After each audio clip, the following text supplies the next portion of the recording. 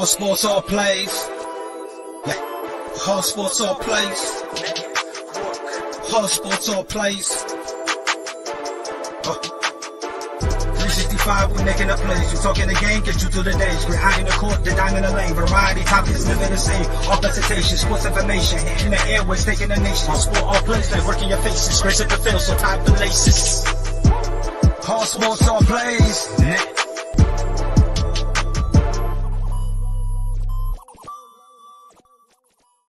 Ladies and gentlemen, welcome to ASAP in the morning.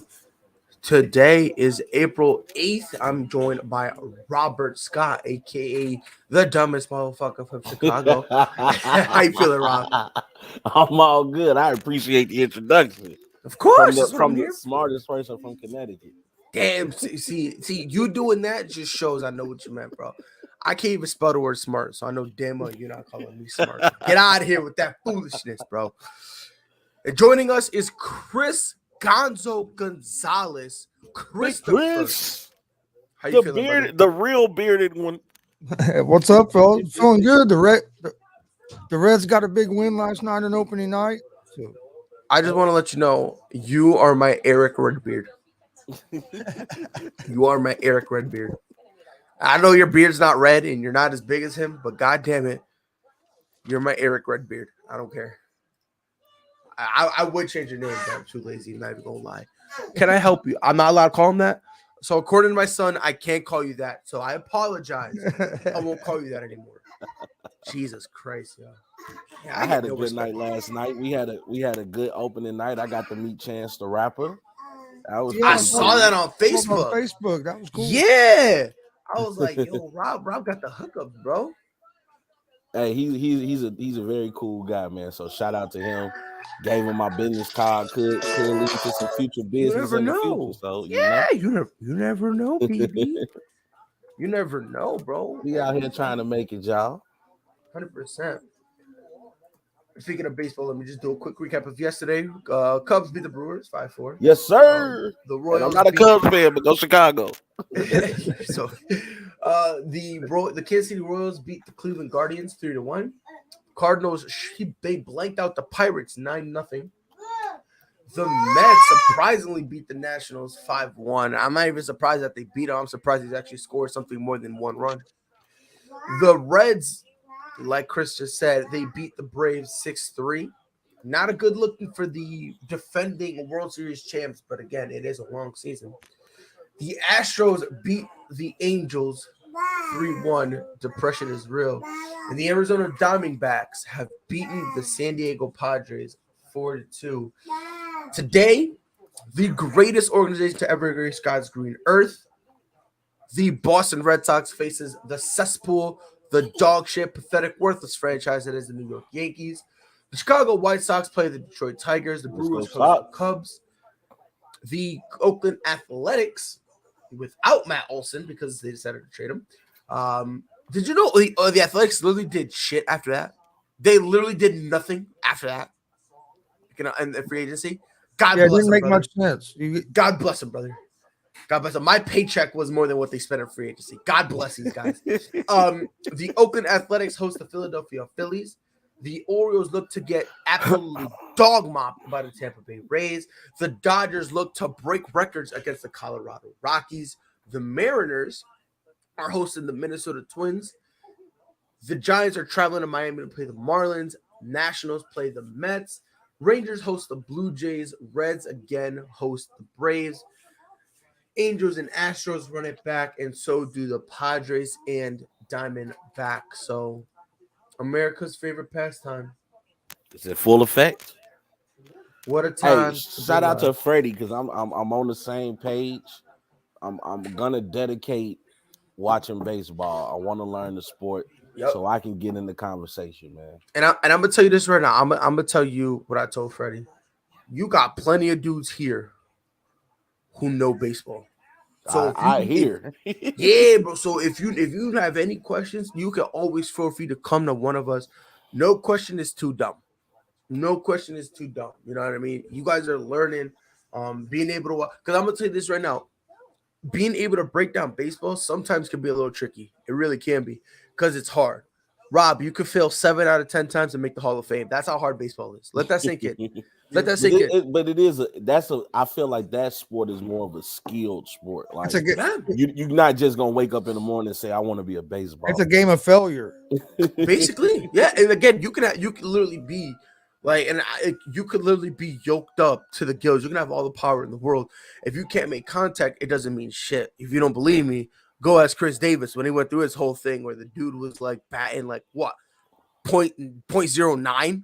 Like the dude was awful. So just only thing I know in life that you can get celebrated for failing over half the time. Literally. But ask the Cubs. But that just goes to show you just how hard the game truly is. That's how you know it's hard. When you celebrate over half the time and you still can make the Hall of Fame. It's wild. Go ahead. If you can hit the ball 30% of the time, you're considered great. Right. So that just lets you know. We got a packed show for you guys. Sam Darnold said that he proved he's a good quarterback. We are now going to break down his comments and figure out what drug he's on. And this is coming from a Sam Darnold fan. We talk about a little bit about the NFL draft because I saw something on Twitter saying who's going to win the Malik Willis sweepstakes. I have a take on that. I want to see if you gentlemen agree with me or are going to call me crazy. The Hornets want to get Russell Westbrook in the offseason. Why? Who knows? The Associated Press also released the 2010s All-Decade team. That and so much more. But since we have a Chicago Bulls fan in the building, I want to ask you this. By the way, Mike, if you're listening, I'm going to ask this today on the show too, so jot it down. The Vucevic trade. A year ago, Orlando traded Nikola Vucevic and Al-Farouq Aminu for Wendell Carter Jr., Otto Porter, and 2 first-round picks. This year, Vucevic is giving you – I'm going to round all the numbers down, right? So we're going to go to the distance. We're going to round all of them down. 17 and 11, 47% from the field, 31% from 3. Wendell Carter, 15, 10, 52% from the field, 37% from 3. Rob, as a Chicago fan, you look back, was this trade still worth it? I think so, because Wendell Carter wasn't giving us that production when he was here. I feel like when you get traded to a team like Orlando, there's no more expectations. So it's a little bit easier to play better because now the pressure of I'm playing for this top organization, all of that is off of you. You know, Chicago has a history. You know, we're not like the Celtics or like the Lakers, but we do have a history of winning. And it's been a while since we've been back to the promised land. So I think that pressure, and along too, I'll say Wendell Carter was here when we weren't that good, you know, roster-wise. But I think Vucevic fits better with what the Bulls are trying to do. However, I will say this. I think I might miss his defense a little bit because Vucevic, to me, is defensively disabled. I wouldn't go that far. I wouldn't go that far. It looks like he tries. You know? Yeah, but Wendell Carter, I think, was a better defender. Oh, no, that's not even close. That's not even close. Yeah, you know, so I do miss that. But if Vucevic can make up for it with his offensive output, which we know what he's capable of, the man is a 2010 waking up out of the bed. Vucevic can get buckets. So, and he's a big body down there, down low. And to give him the benefit of the doubt, before we got Tristan Thompson, he was really the only big we had. Mm-hmm. So a lot of pressure was on Vucevic. So I don't regret it. I don't regret it. Yeah, and to your point, it's crazy because especially after Patrick Williams went down, but even then, Patrick Williams is, like, we're gonna be honest. Yeah, I was about to say you can make a legitimate argument. He's an undersized 4. You know what I mean? You can even make that argument. So, but Chris, again, Wendell Carter's, you know, he's having a very nice year over in Orlando.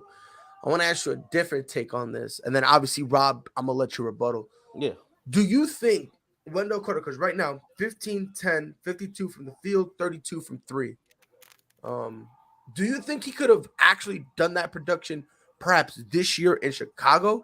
Or do you think Wendell Carter was in a situation where he had to get traded to kind of, find himself a little bit and pop off? I think he could have done that this year in Chicago as well. I think he was just finally getting more comfortable in the league and playing up to the level that a lot of people thought he would be able to play at. Mm-hmm. I think the Bulls kind of might see that too, because there's already rumors coming out that that they're getting rid of Vucevic at the end of the season. Yep. Yeah. So you would, what I mean? And Vucevic hasn't played terrible, but they just traded him there. So you would think they would have tried to keep him more than one season. They're saying if his defense don't pick up, that a lot of people think he might be gone. Yeah, you also thought that pick and roll with him and Levine, or now with him and DeRozan, would be more effective than what it's already been. Because Vucevic is a big that can roll to the rim. He can stretch the floor. However, when I look at Wendell Carter, granted he's only been in the league 3-4 years. If you look at his earlier, about 3-4 years, right? Yep. Yeah. So if you look at his earlier production with the Bulls, where he pretty much could have had free reign Happy Friday. He didn't really do nothing. I mean, you look at the 2019 season, he was only averaging 11 points. You look at 2020 season, he kind of went backwards and was averaging 10.9 points. And then you go back up to that 2020 season, and he was averaging a little bit at 11 points. So he wasn't really giving you the offensive output that Vucevic gives you, which is why if I was the Bulls general manager at the time, I would have pulled the trigger on the trade too. We need a big that can score. Yeah, it's just interesting, When I saw that, I really did think, that's when I saw this, I was like, well, here's the thing. For me, first of all, I don't regret, if I were you guys, I don't regret that trade at all. And the main number of people are kind of trying to hold out in the entire conversation is the number of games played, right?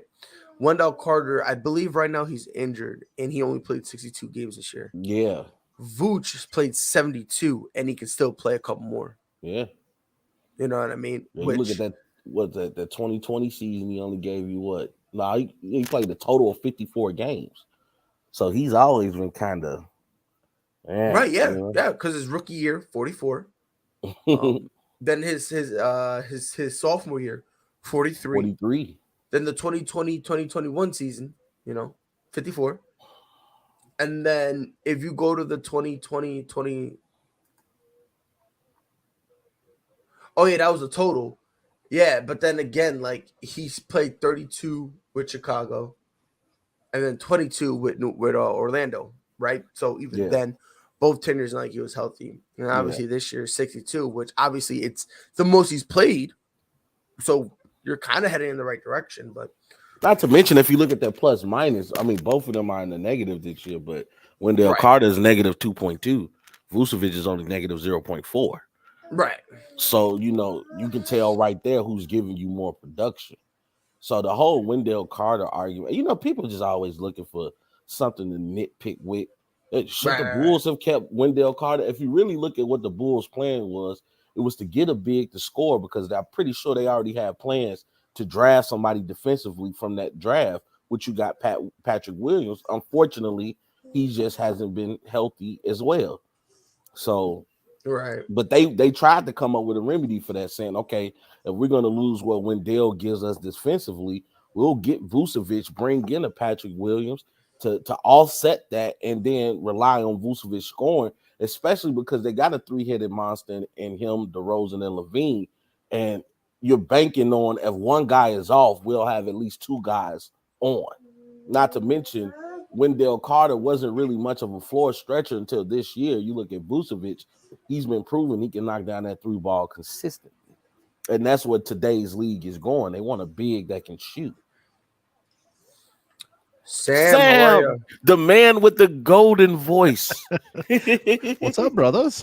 By the way, just letting you know, Jokic became the first player in NBA history with 2,000 points, 1,000 rebounds, and 500 assists in a single season. Hold on, can we give him his flowers? No. I don't want him He gets to a give him cookie, flowers. Rob. Nope. I don't want to give him flowers. I don't want to give him money. I don't want to give him none of that. I want to give him the goddamn MVP, what this man rightfully deserves. I think Period. you guys might Can we be give right. him a cookie as well? I think he deserves it, but I agree. I don't think he'll get it though. But they So, said Chris, he's the I'll only player I'll in argue with NBA you. history to do this. Let that sink in. And And We're by the way, talking about a Stan, league that's we had are gonna give Michael him a cookie. Jordan, I'm Kobe 100% Bryant, sure. LeBron James, Kareem, David Robinson, Tim Duncan. Yeah. He's the only guy to ever do that. I 100% agree. He should be the MVP, but I think the media and everybody is so set on giving it to Joel Embiid that unless the Yeah. Sixers get it put out like real quick, he's going to get it. Well, that's because look at what Joel Embiid has to do. Like you bring in a James Harden, and you thought that your prayers are answered. Yeah, Did but I you can see make- last night 3 for 12? That's just You can- unacceptable. You can make the same argument for Jokic. He hasn't had Jamal Murray or Michael MPJ Porter Jr. Michael Or Porter Michael Jr. Porter Jr. or And here's my nobody for the thing. whole season. And here's my thing when it comes to it. Like when I think of MVP, you know, I'm like, all right, what are we looking for? We're talking about the guy who, if he's not on his team, there's a drastic difference, correct? A drastic difference. So Jokic making history, because 1 year history matters, then it doesn't, right? So right now he's because the first and only player in a single season, 2,000 points, 1,000 rebounds, 500 assists in one season. In a single season, he is the first and only individual to do that. Couple that with the fact that he leads his team in points, he leads his team in rebounds, he leads his team in assists, he leads them in steals, and he leads them as blocks. This is a center. I need to say this one more time. This is a center leading his team in steals and assists. I get rebounds because you're the biggest guy in the court. I get blocks because you're the biggest guy in the court. But steals? I can even see points. But steals? Steals and We assists. talking about steals. Not deflections. We're talking about steals. Not tip passes. We're talking about steals. Preach, brother Pride. Like, I just don't see how you can make an argument against him when he right now this year is literally the textbook definition of MVP. Well, In for my sure, opinion. because if not, they're a G League team. Yeah. With the injuries that have Yeah, been on them. right now, right, and that's what I'm saying. Like with no Michael Porter Jr. and no Jamal Murray, without a shadow of a doubt, this team could perhaps even go over in the G League. And They the fact might that even they avoided the play-in. let that sink That's in. what a lot of people not talking about. No, that through all these injuries, this man they're led his 2 team games through a ahead of- very tough Western Conference. Yes. Here's a Yes. question: If those injuries aren't there, are they a 2 or 3 seed in the I West? think then? so. I think so. You can make an argument. I you think can- so because you can make Jamal an Murray, argument. he was having his coming out party. You know, Oh, I yeah. think I'll be honest with you. I think there were Dallases where they're fourth and there's only a few games separating them, type of deal. I think that's what it is. I think if they're 3 fourth, or 4. right? I think 3 or 4. You know what I mean? And I think they fall. They probably if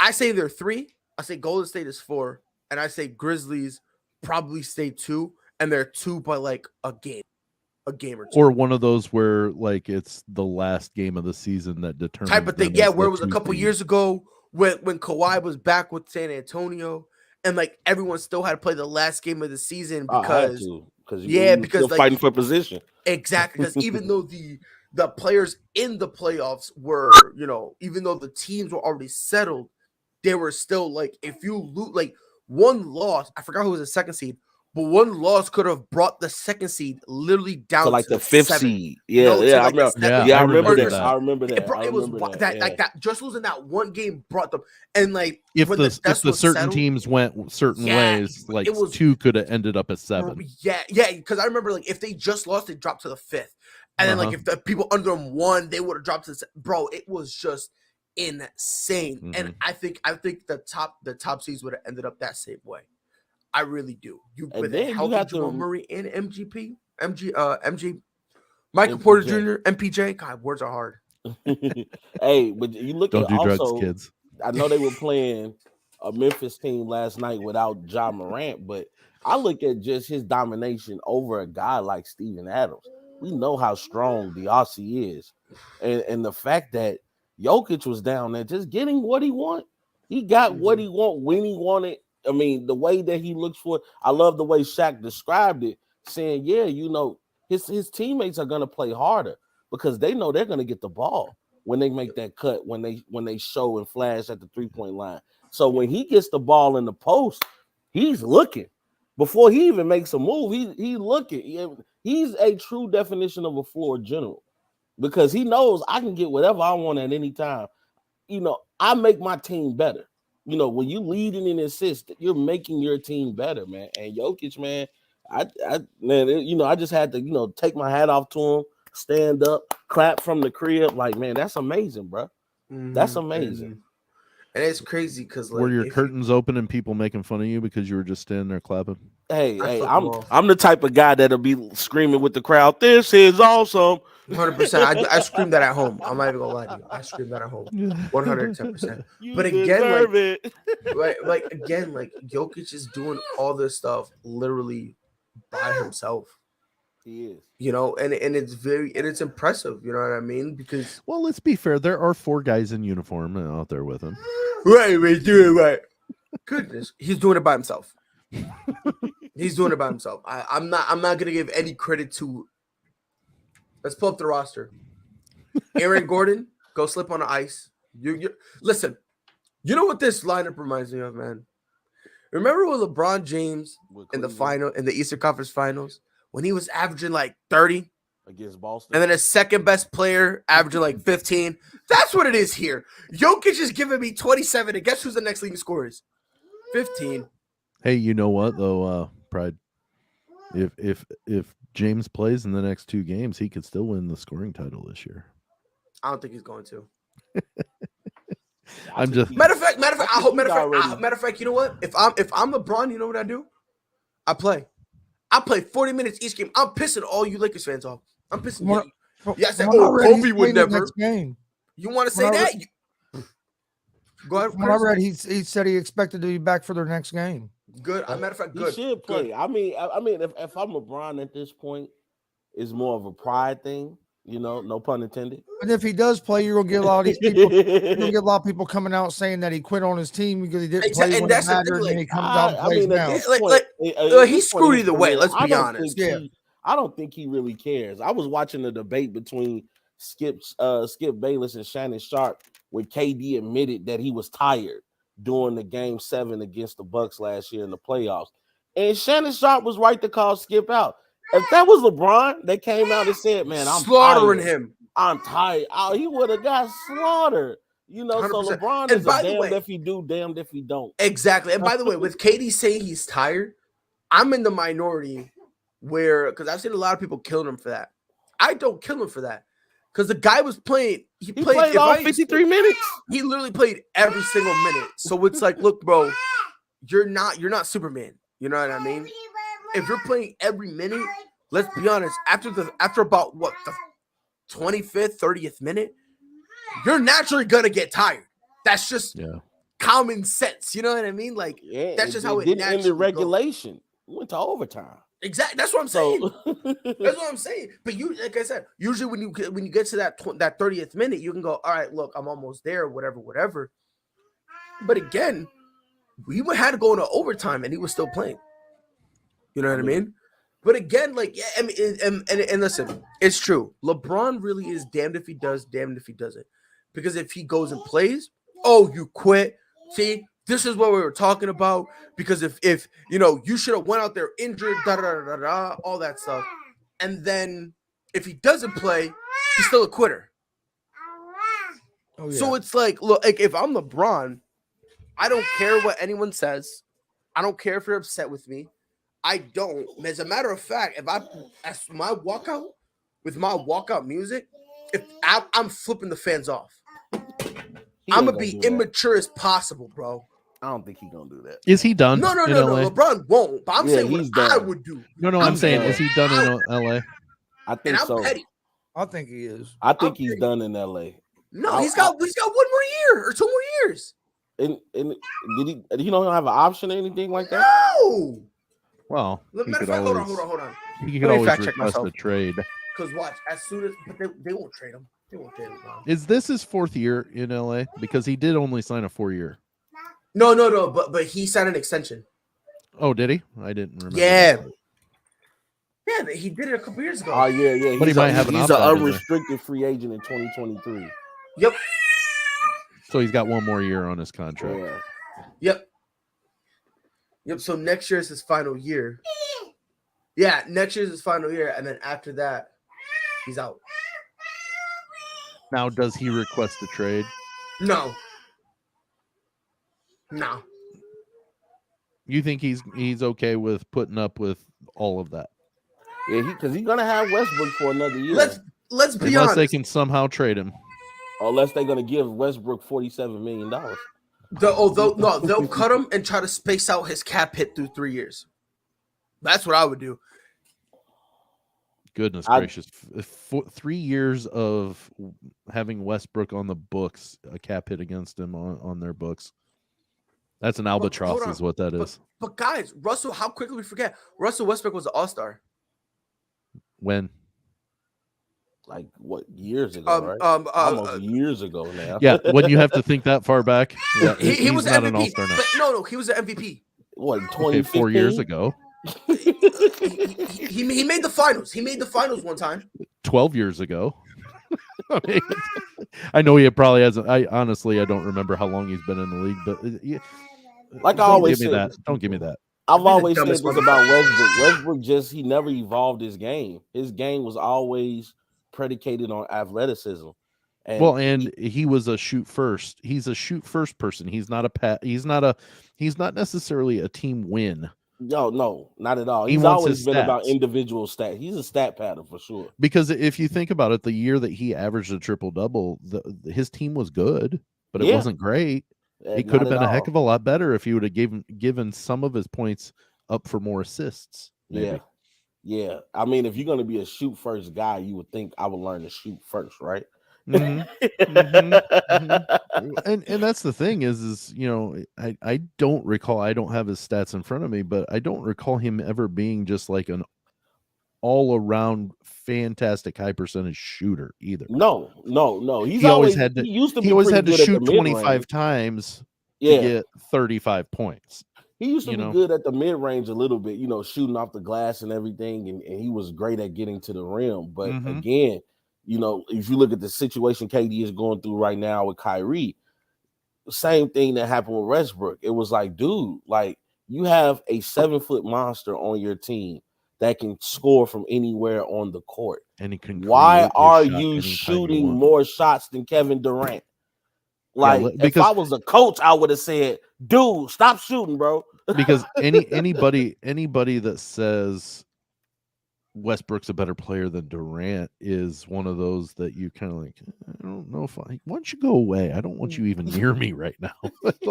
like I don't need that sort of backward thinking, because in no world, even when they were younger, did I ever say Westbrook was better than Durant ever. No, ever. Not at all. And it's sad to see, because I actually used to love Westbrook, and I still got love for him, for what he's done, because he's not a bad player. And he's gonna give you 110%. Sure, he is. He's never gonna shortchange you. Like if he's coming to play, he's coming to play hard. Mm-hmm. It's just sometimes it's like you do too much. Well, and he doesn't understand. He doesn't seem to understand. Let's say it this way, because he doesn't seem to understand that there can be, and if there are other stars, you need to kind of spread the wealth so everybody's happy. You do. Because if he's not getting his wealth, he's not happy. But if he's getting his way, the others aren't happy on the team. Very true. And if you're going to win ball games, you've got to have every one of those superstars that you've got on your team be happy with the way things are going, or you're going to fail miserably. Yes, sir. And a lot of people, they'll try to argue, Sam, and say, but he averaged 10 assists. But if you look at the assists that he really had, some of those were he got in the air, didn't really have nowhere to go, or it was just he'll get so deep into the paint that he just shuffle passes to Steven Adams, who's going to get an easy dunk. Mm-hmm. And if you look at the rebounding he was doing, most of the rebounds he was just taking away from his team. Like he got to the point they'll just box out and say, "Go get it, Russ." Right, because they wanted him to average a triple-double. Yeah. They're not stupid either. They understand that has only ever happened one other time. Yeah. And so of course, let's make some history. I can say for the rest of my career and life, I was on the team where Westbrook averaged a triple-double. And he did it 4 out of 5 seasons. So, kudos to him. Mm-hmm. But when that doesn't result to winning, then it That's kind of gets thing. overlooked. It's like, okay, you can average this triple-double, but did your team even come close to a championship? I mean, again, you look at Chris Paul. Chris Paul comes to the Thunder, doesn't score as much as Westbrook did, but the way he facilitated the ball and was a general on the court, he took the Thunder farther to me than he could ever take them. Well, and also you got to look at it. You just said it. The general on the court. He was the leader. Yes, sir. At no point have I ever considered Russell Westbrook to be the leader of any of his teams. He may be the best player on his team, but a leader isn't selfish. Yeah. I completely agree. No, you guys aren't allowed to criticize Russell Westbrook, though. You're not allowed to. You're not allowed to. I don't think we've criticized him at all. We've just kind of all you're doing is criticizing. No, you're not, because you're forgetting he was an MVP. Oh no, we mentioned it. Okay, well then that supersedes everything. Okay, it supersedes everything. Imagine averaging a triple-double. That supersedes. We talked about that as well. Okay, but then it's 4 out of 5 years. Exactly, 4 to 5 years. It supersedes everything. Hey, averaging a triple-double makes you best player in the league. Easily. Except for when it comes to Westbrook. Easily, bro. I mean, Russell Westbrook, without a shadow of a doubt, is the best player in the world, period. Ever to put on basketball shorts? Ever, bro. Ever to put on shoes. Oh, wow. Shoes have been around a while, too. I know. Socks. Socks have been around less, though. Barefoot. How long he's been great. Oh, God. And honestly, there's only two groups of people who really believe this was going to work out. Lakers fans who really didn't have a choice. Yeah. Because you're stuck with them. So right? You just hope for the best. Exactly, right. If the Celtics ever got him, ever to be born, yes, 100. Let them know, man. But hey, you know the great song, right? They were wishing and hoping, and praying. Yeah, like I could just see LeBron in that group singing it. Yeah, like if he came to the Celtics, would I root for the Celtics? Yeah, but I would understand this is not going to work, and I would know, and I would accept it way before. You'd be really upset that they signed him or traded for him, but then you would still root for him to do well. About that. I'd be furious. Let's go, Westbrook. You would I cheer. Would never cheer for him. I'm not cheering for him because he has nothing. He gives me nothing to cheer for. I'm not saying actually to don't speak it. Hear this? Look at this. Yeah. I'm posting free agency. If that he coming. Hey, Jason Tatum, Westbrook is on the way. I'm posting free agency. I was just meaning you would cheer for the Celtics with him on the team and hope that he did well, but you wouldn't be like, go Russell. You wouldn't go buy a jersey. No, I'm rooting for the Celtics. You're rooting for the laundry, not the player. In spite of him. Yeah. I'm rooting first to win in spite of him. But you know what, that's though? it. I'm not gonna lie. When I saw come on, Dr. Patel. We were just playing. He's not coming in. No, he better not. But hey, you know what? I hear he's on the trading block. But you know what though? I'm not gonna lie. When I saw the roster put together, I immediately said this is not gonna work. But in the back of your head, you like, if anybody can make it work, it's LeBron. And I feel like had LeBron been a little bit more in his prime, I think he would have been able to do a little bit more with Westbrook there. But it was just like, a clash of egos, because Westbrook just refused to believe I'm not that good anymore. And LeBron, I think, he didn't want to hurt his ego even more than it had already been hurt, with people calling him Westbrook, with people, what the media was saying about him, what they kept saying about the late. I mean, him and Anthony Davis defended him on every turn. Like, Every turn they defend it. We That's want them to because they shoot know more. he's And what fragile, Rob. in what world do you say, I want Westbrook to shoot more? Westbrook, be you. Like, no, don't be you, Westbrook. Like, They know I need they you to know he's pretend to be fragile. somebody else. Yeah, after he came out with them comments complaining about people calling him Westbrook Westbrook. and stuff, that's why they started defending him so much. Which is Sure, he's adorable so- because it's adorable to me because this he's saying don't call me Westbrook was the same, and he where was that energy when people call him Mr. Triple Double? Where was this energy when they call him Beastbrook? Where was the energy? Where's the energy when he's on the court rocking the doing baby? this? And this is where I started this. I'll be honest. When it comes to Russell Westbrook and him addressing the criticism he receives as a player, I ignore it now. I ignore it. I can't take you serious because you're the same guy who does this. And then when Patrick Beverly did it back to you, you had a midlife crisis. This is the same dude that he did this. And when Devin Booker did it to him, he begged the refs to give him a tech. This is the guy we're talking about. So do me a favor, Russ. I don't care. Unfortunately, your athleticism is running out and you're now getting exposed because you didn't put in the work to be better. And don't tell me it's impossible because you know who else was an athletic freak when he came fresh out of college? Vince Carter. Mm-hmm. Dude had knee troubles all in Toronto. All of a sudden, he played in what, 4 different decades? Some shit like that. Yeah. No. Maybe. Yeah, because that's 21 years. Yes. 21 years, yeah. Yeah, he played in 4 different ones. Prior, you are good at math. Barely. I had to hesitate. I had to fact check myself. I was like, wait, quick maths, quick. 2 + 2 + 1 -8 + 3. God damn it. But Carry the 6. and then times it divide by it, 4. and then after that we gotta find the square root. So what's 9 + 9? 21. 21. But it's like, unfortunately, Russell Westbrook right now, he's just not a good basketball player. Period. Mhm. That's it. Right? He's now entering the Carmelo Anthony of his career. I Where think you can it's have kind of disrespectful to call him Melo though, because Melo still has some game. No. I'm explaining you what I mean by that. Okay. Into that He stage has- of his career. Where the flashes only come in small bursts now.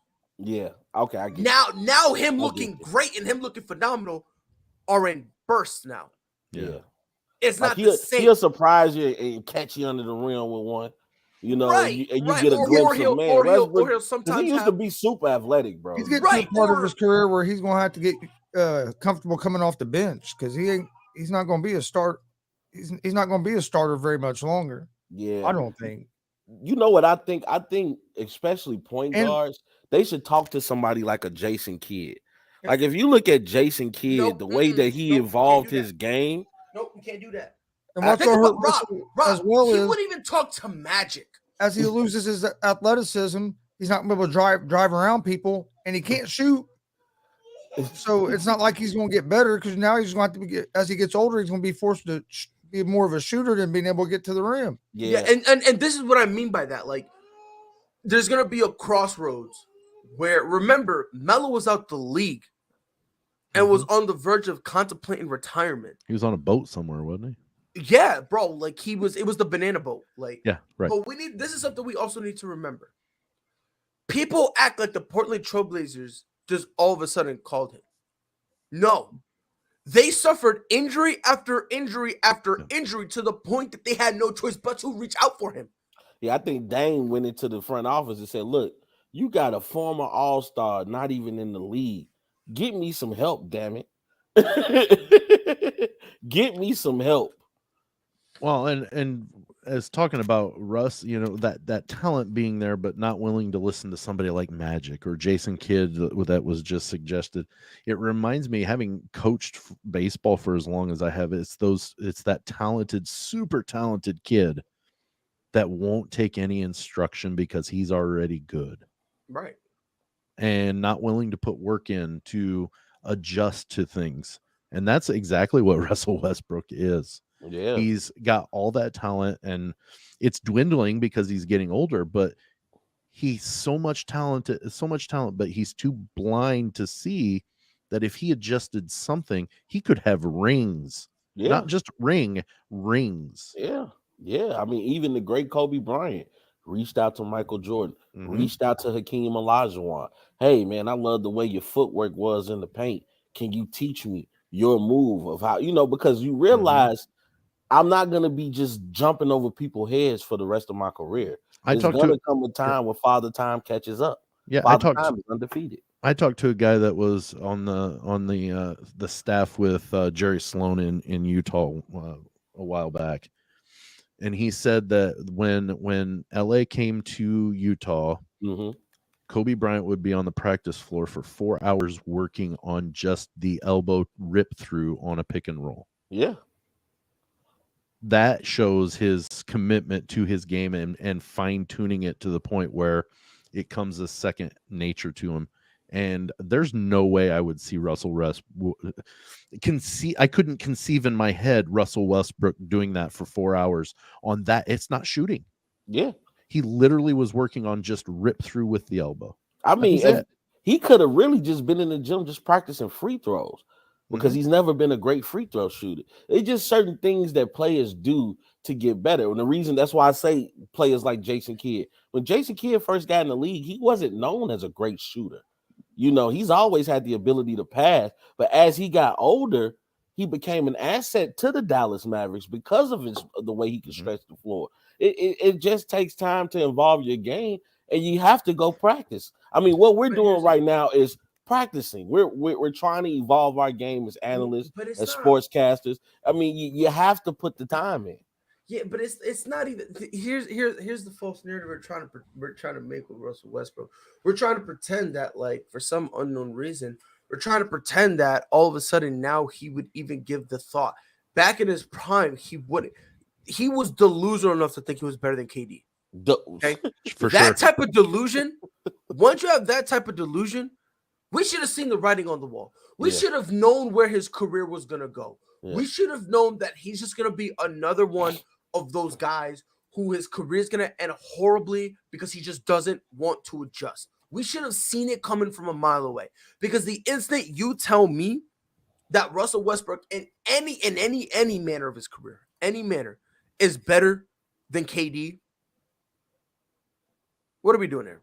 Rob, we said that while Pride stepped away. Even at no point in either of their careers have I said Russell Westbrook was a better player than KD ever. Personally, I'm not a KD fan. Neither am I. Yeah, but he has never been second fiddle to Russell Westbrook. I've never. That was the problem because KD wouldn't step up to tell him that. Just like I said, KD needs to step up now and say, "Hey, Kyrie, I get what you can do, but you know who I am, right?" Yeah. He needs to put that energy to people that deserve it. Like he should have said, "Listen, I'm gonna tell you this right now. If KD, the spats he put on Twitter, he put to certain teammates to put them in check. Oh my God, he would today be the de facto best player in the world. Yeah, it wouldn't even be close. Yeah, wouldn't even be close. I think he's only been considered the best player in the world. For like a year or two? As LeBron started to dwindle down. Not even. People look to him, and now people looking at Jokic. People looking at Giannis. That's what I was about to say, Rob. If Durant could lead a team like LeBron can, Durant would have been, like you said, he'd be the best player in the world for multiple years. But he can't lead like that. You'd be arguing he was on par with Kobe and maybe even Michael if he were able to do that. Like he's that good of a player. Yeah, and that much he could have been a team leader like those two were. Pride. That's what I'm getting at on that. Because LeBron leads differently. I would. You could entertain that conversation. Yeah.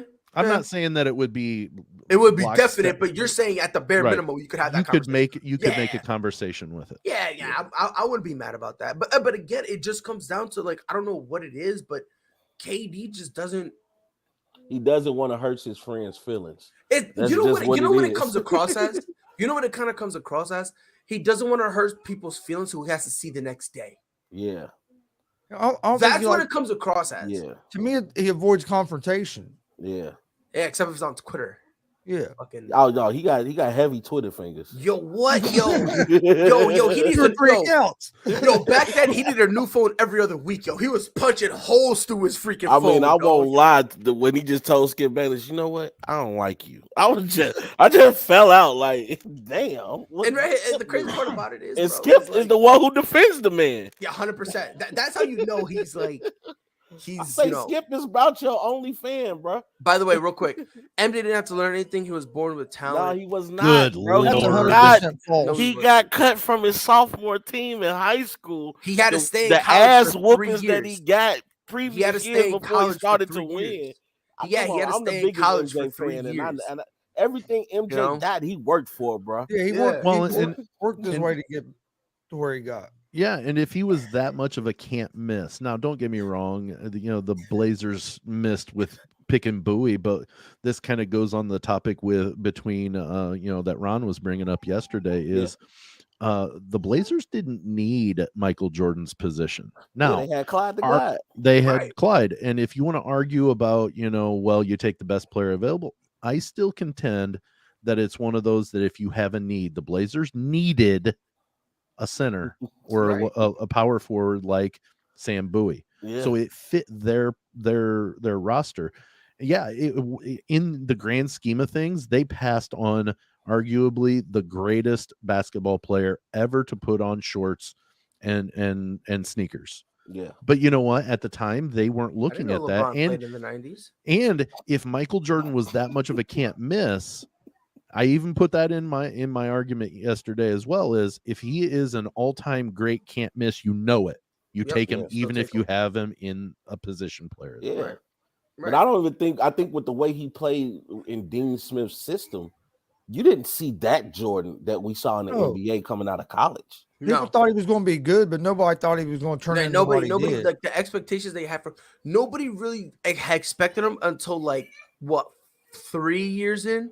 Yeah, I think when all of a sudden he was hooping, and all of a sudden he came back and he was when he came back after he broke his foot, that's kind of when the expectations were there because they were like, all right, at some point now we need to see something from you. Yeah, because I think that Boston series was his coming out party, even though they lost. To put 63.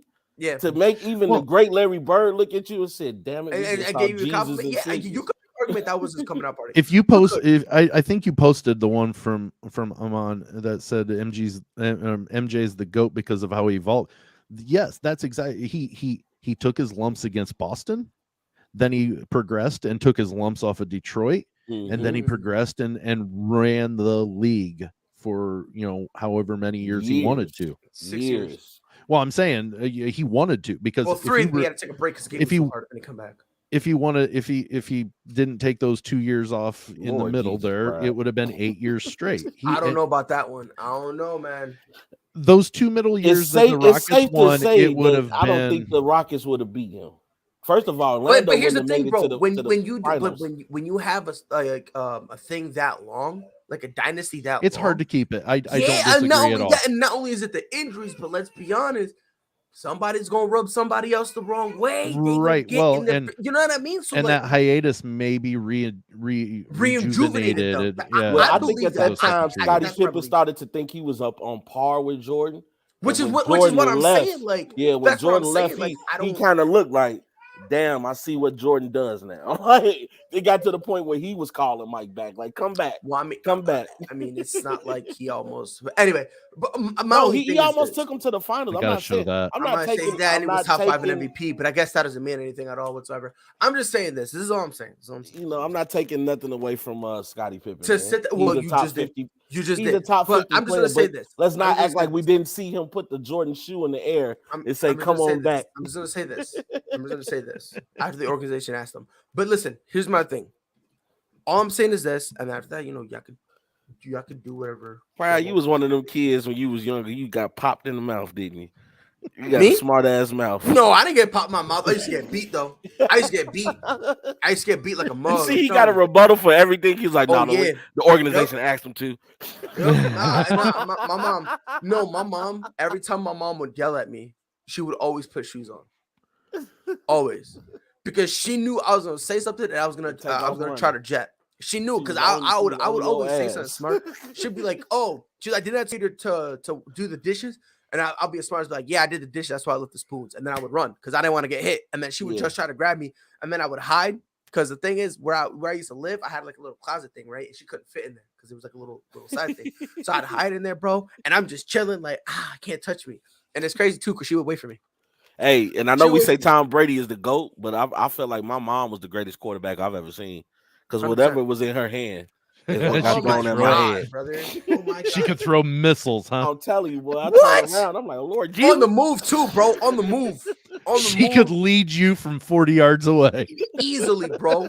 Easily. And I'm My telling mom you right was the now, GOAT. she definitely Still was is. she definitely was the greatest running back ever too. Because there were times my sister would be in between. My mom would hit that hole, boom, and in stride just catch me. And I'd be like, whoa. You know what's happened to messed the up? protection? My mom was the master manipulator because if she was chasing one of us, she'll tell the other one, block the door, don't let him go. My mom used to do the And same you better thing. listen. And that's the thing, because you're in a tough spot. Because if you don't listen, if I don't listen, my sister was gonna get mad and beat the bricks off me, right? And I can't hit her back because she's a girl, right? At least that's what I was told. But I used to pause on her. I used to go, bah, bah, bah. Me and my sister, we used to box, bro. It was the funnest thing in the world, bro.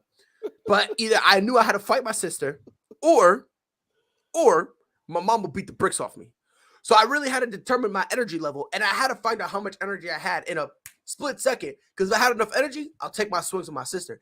If I didn't have the energy, I was like, all right, look, Ma, I'm whatever the case may be. But yeah, I'm about to call my mom and be like, yo, Mom, remember we used to beat my ass? I'm about to ask her that too. Swear to God, I'm about to ask her that. Hey, I appreciate my mom. Those whippings kept me on the straight and narrow, you know. Oh, 100%, 100%. And I was doing some dumb stuff, but I'll tell my mom this. There's 4 people in my life who made me turn my life around. One was my mom, because she never gave up on me even when I was doing my dumb stuff. She never gave up on me. She always was calling me to make sure I wasn't. She always telling me, you're better than this, all that good stuff. So her, and then my fiance, and then my 2 kids. Yeah. So like, because of them, I stopped doing my dumb shit. Now sometimes, I get back in my old ways and I be trying to Peeks fight its head out a little bit. Nobody's perfect. Yeah, you know what I mean. It's like you put the demon up, but he's always there lurking. Yeah, 100%, bro. Like, sometimes I go back into my old ways, and I be trying to fight people randomly at Walmart. I guess He said this Pride Hall of Fame speech. I want Yeah. to give a shout out to God. Yeah, Pastor, and then first and foremost, everybody, first lady. First and foremost, thank you to the God above. Without him, Did I you wouldn't bring be the doing anything. coach that cut you as a sophomore so you could talk him down? No, but I got my father-in-law here, whose daughter I knocked up. Yo, Bach, get in here, bro. Yeah. Be like, hey, yo, I knocked your daughter Hey, up. they don't want me to get no Hall of Fame speech. I'm going straight. Yo, listen, Eminem I'm telling you this mode. right now. If I get a Hall of Fame speech, I'm telling you this right now, and I'm being serious. If ASAP ever put me in a Hall of Fame and they want me to give a Hall of Fame speech, I'm slandering so many names, bro. My thing, I can already hear. Right Pride's gonna start off his conversation. Hey, Rob, Chicago sucks. nah, I'm gonna be like, Pride's gonna break out his list of band casuals. He's gonna break it out. I'm like, yo, first and foremost, thank you to Damien, who was always pissing me off in the comments. And I'm gonna start listing casuals. Be like, by the way, fuck these people. Fuck 1, fuck 2, fuck 3, fuck 4, fuck 5, 6 UI, because you apologize, so you cool. 7, you a piece. I'm gonna be petty. I'm telling people, listen, if I ever get a Hall of Fame speech, yo, listen, I'm gonna pull an MJ. I'll pull an MJ and I'm gonna use it. I might even go try to lift myself up. I'm bashing everybody. Yo, Rob, you a Chicago Bulls fan? It's all right. And I'm be petty. I'm be petty, but you got to be petty in your Hall of Fame speech. But you know what? Speaking of Hall of Fame, that's a great segment to lead right into our next conversation, which you talked about earlier, Pride, the AP's Oh my God, top decade list. So the Associated Press dropped their all-decade team. Steph Curry decade? at the. By the way, I guess they did a position list because this is the positions they gave, which is stupid. Steph at the 1, KD at the 2, James Harden at the 3, LeBron at the 4, Dirk at the 5. So James at the 3, LeBron or James Harden at the 3, God knows. And then KD. Let me pose a question to you. But does James Harden deserve to be on that list? How many teams he been in the last 10 years? Hold on. What has he done in the last 10 years? I mean, I know he got an MVP. Well, hold on. I now. know he got an MVP, but I mean, If we're gonna go positionless, we missing players like Chris Paul. Come on, man. I just don't think James Harden has been consistent enough to be on that list, especially when it's money time. If we can move KD at the 3, I'll take off James Harden. I'll put Chris Paul in there. Here's another name. I don't know if y'all. Damn, Amon, you stole my thunder. Damn it. Klay Thompson. Yeah. Now, you can make an argument he was a little bit of a late bloomer, but he bloomed. That's what matters. What I'm saying. So, is it possible? So, matter of fact, let me. I want to go around. Rob, give me your 5. Because I'm assuming we all agree with Steph. I'm keeping those 4 up there. Which 4? LeBron, Dirk, KD, and Steph. So you're gonna keep Steph, KD, LeBron, and Dirk. Yeah. Okay. So you're dropping James Harden. Who are you replacing him with? I'm putting Chris Paul in there, man. You're gonna put Chris Paul? I'm putting Sam, the point guard. I'm on point. That's on point for me too, because being on different teams by choice, because that's where contracts fall. That's different. But sitting there after you've demanded a trade to go somewhere, and then demanding another trade, and then but hold on. That's recency. We got to remember the all-decade team. The all-decade team. It goes from 2010 to 2020. Mm-hmm. So these last 2 years don't count for this team that they made. I would put Kawhi before I put James Harden. I would put. Sam was like, I regret shit. I regret nothing. Even if you don't want to go to the Chris Paul route, what about Kawhi? I wouldn't do Kawhi. Why not? For me, I think there's other guys out there who can make a better case than Kawhi. Look at it. Everywhere he's went besides the Clippers, he's won. He's also been the Finals MVP with no regular season MVPs though. I get that, but James Harden got a regular season MVP with not even a Finals trip. But he not only did he have MVP, but he got scoring titles. Like there's all the like and I'm not fighting to keep James Harden, but this comment, do you have a legitimate point? Hold on, no, this one. You got a legitimate point. MVP scoring titles and your team record. It has to matter. And in my opinion, I think we should, like, if we're doing an all-decade team, we need to be able to take the entire decade. You see what I'm saying? Yeah, I get you. You know what I mean? Like, but I just like Kawhi. Kawhi got championship. I put Harden ahead of Kawhi. And he took a team like Toronto. I put Harden ahead of Kawhi because Harden done it at a higher level longer than what Kawhi. If you're making the compare, if you're trying to compare them, I understand that. I'm just saying, if I take off James Harden, there's still a few more names I would go through before I get to Kawhi. Now, if you're telling me I have to pick between Kawhi and James Harden, I'm going to catch some shit for this, but I'm still going James Harden. That's all I'm saying. I'd still go James Harden. I'm going to say you take Harden off and put Chris Paul on because you think of what he's done at every place that he's played. Yep. He's made the team better, and Dustin said it yesterday, there's 4 different teams, and granted, they're not all in this decade, but 4 different teams he's gone to that he's been part of the team that won franchise highs in wins. Everywhere he went, their winning percentage went up. Even in Houston, when he went to Houston, their winning percentage somehow went up. Well, look how many people say if Chris Paul don't get hurt, Houston wins a championship. Right. Yeah. Now, here's a question. Melo. No. Not all decade player. Maybe if we had a top 10. Like basically that starting 5 and like 5 reserves. Yeah, like he'll be like all decade second team. All decade roster. Russ made all decade second team. I mean, with the triple doubles and the MVP, he's gonna make it. I still don't believe that like James Harden and Damian Lillard was top 75. To me, I'm still shocked that they were up there. You're just a hater. What has Damian Lillard done to be top 75? Just literally carry a franchise that was been like worth and that went nowhere. It's a lot of And players. okay, so let me hold on. Is it his fault they went nowhere? No, it's not, because you have to give them some help. But at the same time, the same time, you still got to win with what you got out there. No, at least get him to the. I think how many times has he been to the Western Conference Finals? Once. But again, it's not his fault. You're acting like he shrank, and that's why they didn't get there. He's literally had to carry the load. It's literally him or bust. CJ McCollum would show up whenever he felt like. And that's when he wasn't injured.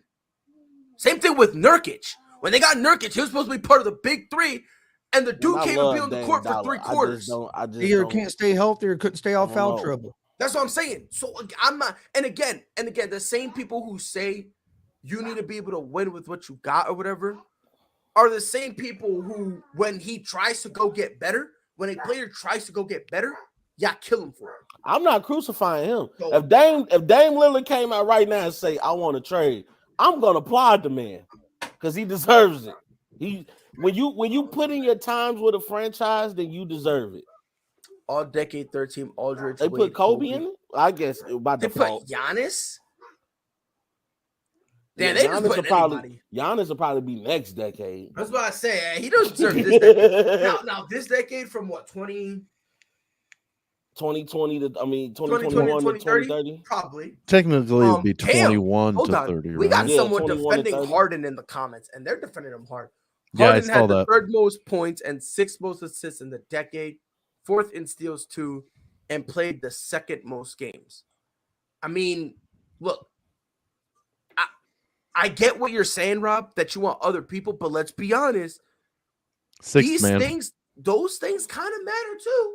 They matter, but you see what I'm saying? So I think the argument with him and Chris Paul is the fact, as Chris alluded to earlier, they almost got to the finals once Chris Paul got there. They wasn't even close when James Harden was doing it by himself or with the other players that he had. Or when CP3 left. Right. Like, if Chris Paul doesn't get injured, as much as I love the Warriors, there's an 85% chance they beat the Warriors. Yeah. Because they had them on the roads. I believe that too. Now, I don't give it to them because, again, you don't know. And that's the Warriors with Kevin Durant. Healthy. That's what made that, like Chris Paul literally was taking that series over. Like, whatever James Harden lacked, Chris Paul was there because of leadership.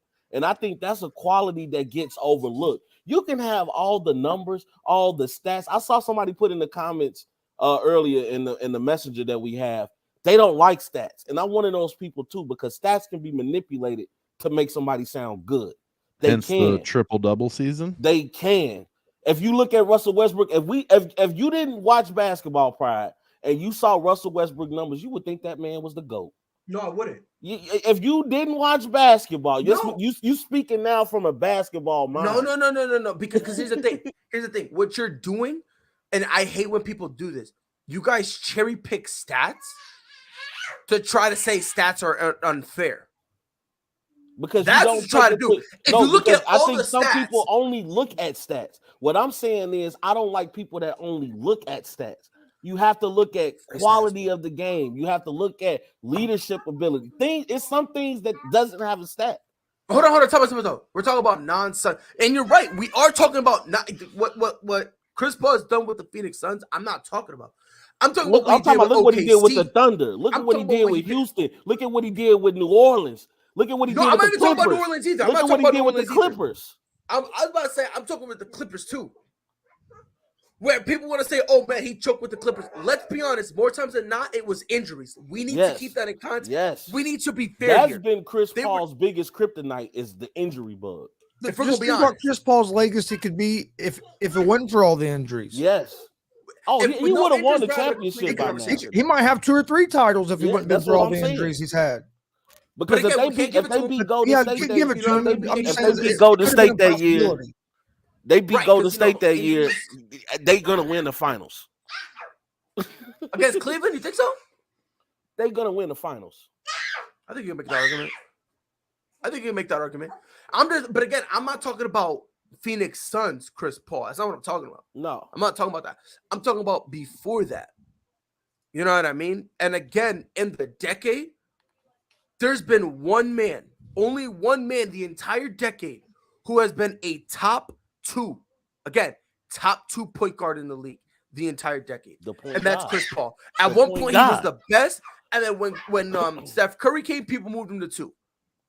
And there's some people who think that in terms of being a pure point guard, he's still better. I think, pure point guard, there's nobody better than Chris Paul. And people overlook at what he did with the Oklahoma City Thunder. I know you hear it, but people don't understand the impact of that. People thought that Chris Paul was going to OKC to retire. They're like, oh, his career is over with. Done. If I remember right, they even speculated that he might not even play with Oklahoma City. He would just retire. Yes. And he not only took that team to the playoffs, they were number 4 in a very tough Western Conference. They were in 4th place in the West. I mean, he looked at that, and what MJ say on The Last Dance, Chris Paul took that personally. Was James Harden one of the best 5 players of the last decade? Yes. Availability is also an ability. James Harden played. That matters. And I understand what you're saying, that it matters. I understand that. I get your point saying that, again, was James Harden one of the top 5 players? Depends on who you ask. Let's be honest. Let's be fair here. Because just when he won the MVP, nobody, I'll be honest here, at least the people I spoke to, nobody had him top 5. No. Nobody. Because there were still a lot of inconsistencies in his game. Again, maybe not Daddy too. Maybe you were speaking to people and you guys thought they were. I didn't think he was. No, I thought he was top 10, of course, but again, you're still arguing that plenty of other guys were better than him. You know what I mean? So it's like, and again, you're saying availability is also an ability. 110%. I've always said that. Availability is the best ability. I've said that. How many times have I ever said that? How many times have I scream that all the time. And I agree. The problem is, how many times has he been available and played like he wasn't available? Well, and take it to the other side of the coin. And while CP3 has been hurt much more than James Harden, the argument could be made when he was available, he was so much more valuable. Without a shadow of a doubt. Without a shadow of a doubt.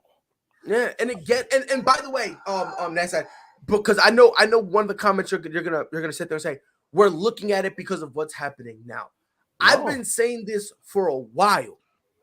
They try to put him as the point guard, correct? Yeah. And guess what? He was never the best point guard in the league. Bro, people are saying Damian Lillard was better than him during the past decade. Let's be honest here. You see what I'm saying? So it's like, I don't know. I don't know. Me personally, I'm not leaving CP3 off it. And if we can't put CP3 on, someone needs to get off. I mean, CP3, to me, is one of the most disrespected superstars in the NBA. Easily. To me. Oh yeah, easily. Like, nobody shows him respect because they think what he does, everybody can do. Because he hasn't won a title yet, so they don't give him that ultimate. Or he doesn't put up the godly numbers. I think people look at numbers when it comes to see. Oh, he's not averaging 30. Oh, he doesn't have to do that to impact the game. CP3 can score 11 points, but you will know I just played against a pit bull. You know what I mean? It's, leading the league in assists, leading the league in steals. How many times has he done that? See, people don't talk about that even as an undersized point guard, because you can look at CP3 and say he's a little bit undersized, that his defense is tenacious. A lot of people get scared when they see him on those wings because they know he's swiping it and going for the ball. It's a lot of things about Chris Paul that goes overlooked, but leadership to me is one of his greatest qualities. I agree with Charles Barkley when he said Chris Paul is one of the greatest leaders to ever play the game. He is. Like, the way that you can get a team to do what you want them to do. Here's my thing. You're right. Those last 3 years, He didn't look the same. What about from 2010 to 2015? Mm-hmm. Those 5 years, you'd argue he was definitely He was top like at his 5. peak. I think to me, he was at his peak. 2015, 2016, he was giving you 18. The year before that, 17, 21, 17, 21, 23, 25. Not to mention That's he what won he the was ring doing. in 2011. Right. So again, you can't cherry pick the last 3 years when prior to that, Nowitzki was hooping. But let's say for the sake of argument, you want to take him out. Let's say you want to take him out. By the way, no, he doesn't deserve to be on the list. He doesn't John Wall is not even first, looking second, at the third, list, fourth, bro. fifth, sixth. John Wall is at the same level as we are reading the Right. list. Right. So chilling. But here's the thing, and I was about to bring this up. He's like on the all decade 12 team. Right. Oh Lord Jesus! Hey Here's the Sam, that was a good let's say you have an issue with it, and let's say you want to take Dirk off, right? For whatever reason, you want to take Dirk off. That still doesn't open the thing for James Harden, because guess who else was playing in the same decade? Yes, Lord. Yes, Lord. Tell him, Pride. That says it all right there. And by the way, don't tell me, oh yeah, bro, we gotta fully go by the position, because it's the same AP that put KD at the 2. Yep. So Tim Duncan is a big man. I'll put him in there. Hey, and Tim Duncan, So the it's big still don't open the fundamental, door for baby. James Harden. The big fundamental. Big bro. Another superstar that was been overlooked. When did who retire? Duncan. I'll tell you right now. I think it was, if I'm not mistaken, Was it 2015? I want to say it's 15, 16. 15, yeah.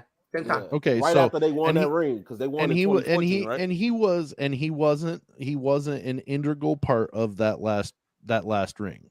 He was a contributor to it, but he wasn't an integral part of it. And he was on the downslide that we just talked about with Nowitzki. Still giving you 17. I wish I got a downslide like that. Which is what Nowitzki was given in 18. His Same last. thing. So they were both sliding. Those last few years. But if you say, okay, he retired in 16, he didn't. In 3 years he slid. That only gives him 3 years. Mm-hmm. Nowitzki has 2 more years in this decade. So and if I'm incorrect, please correct me, but it was 10 or 11 when the Mavs won, or was it before that? 2011, because then he won 12 and 13. And then the Spurs came back and won 14, I believe. Right. So he did win, a title. I believe he won an MVP, didn't he?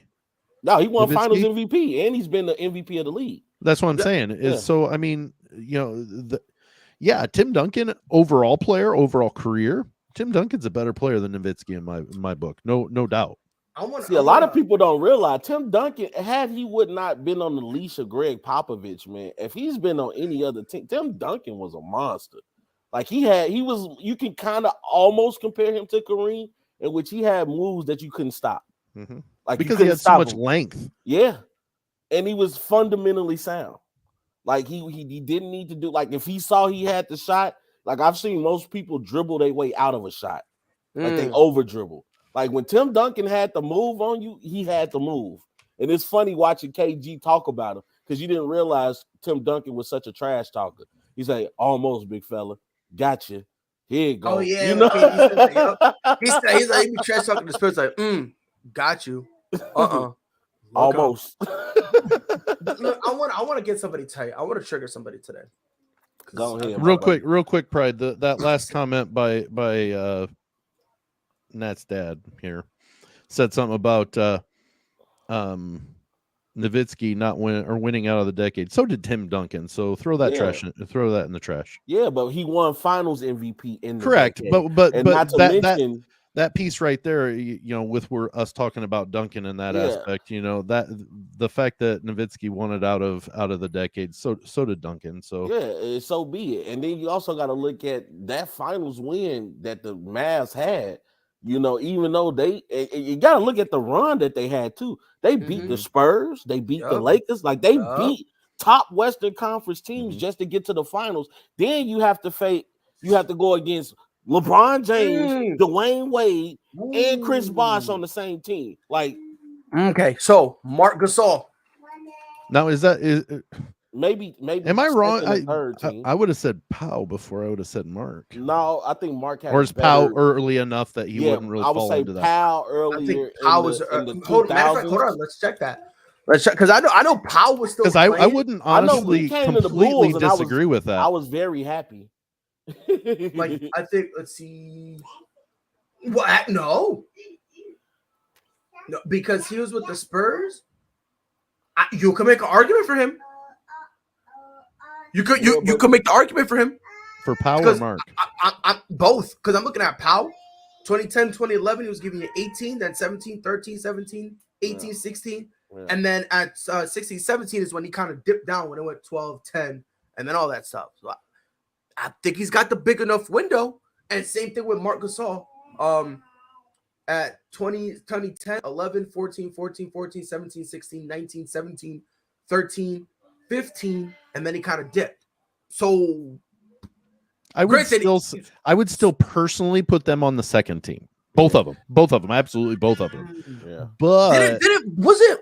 But there is an argument that could be made, and I wouldn't be totally upset. Wasn't it 14 that he won Defensive Player of the Year when he robbed LeBron? I think so. It's bullshit. Okay, Duncan won it with the help of Manu Parker. He didn't win it himself. It was 2013. 2013, he was Defensive Player of the Year.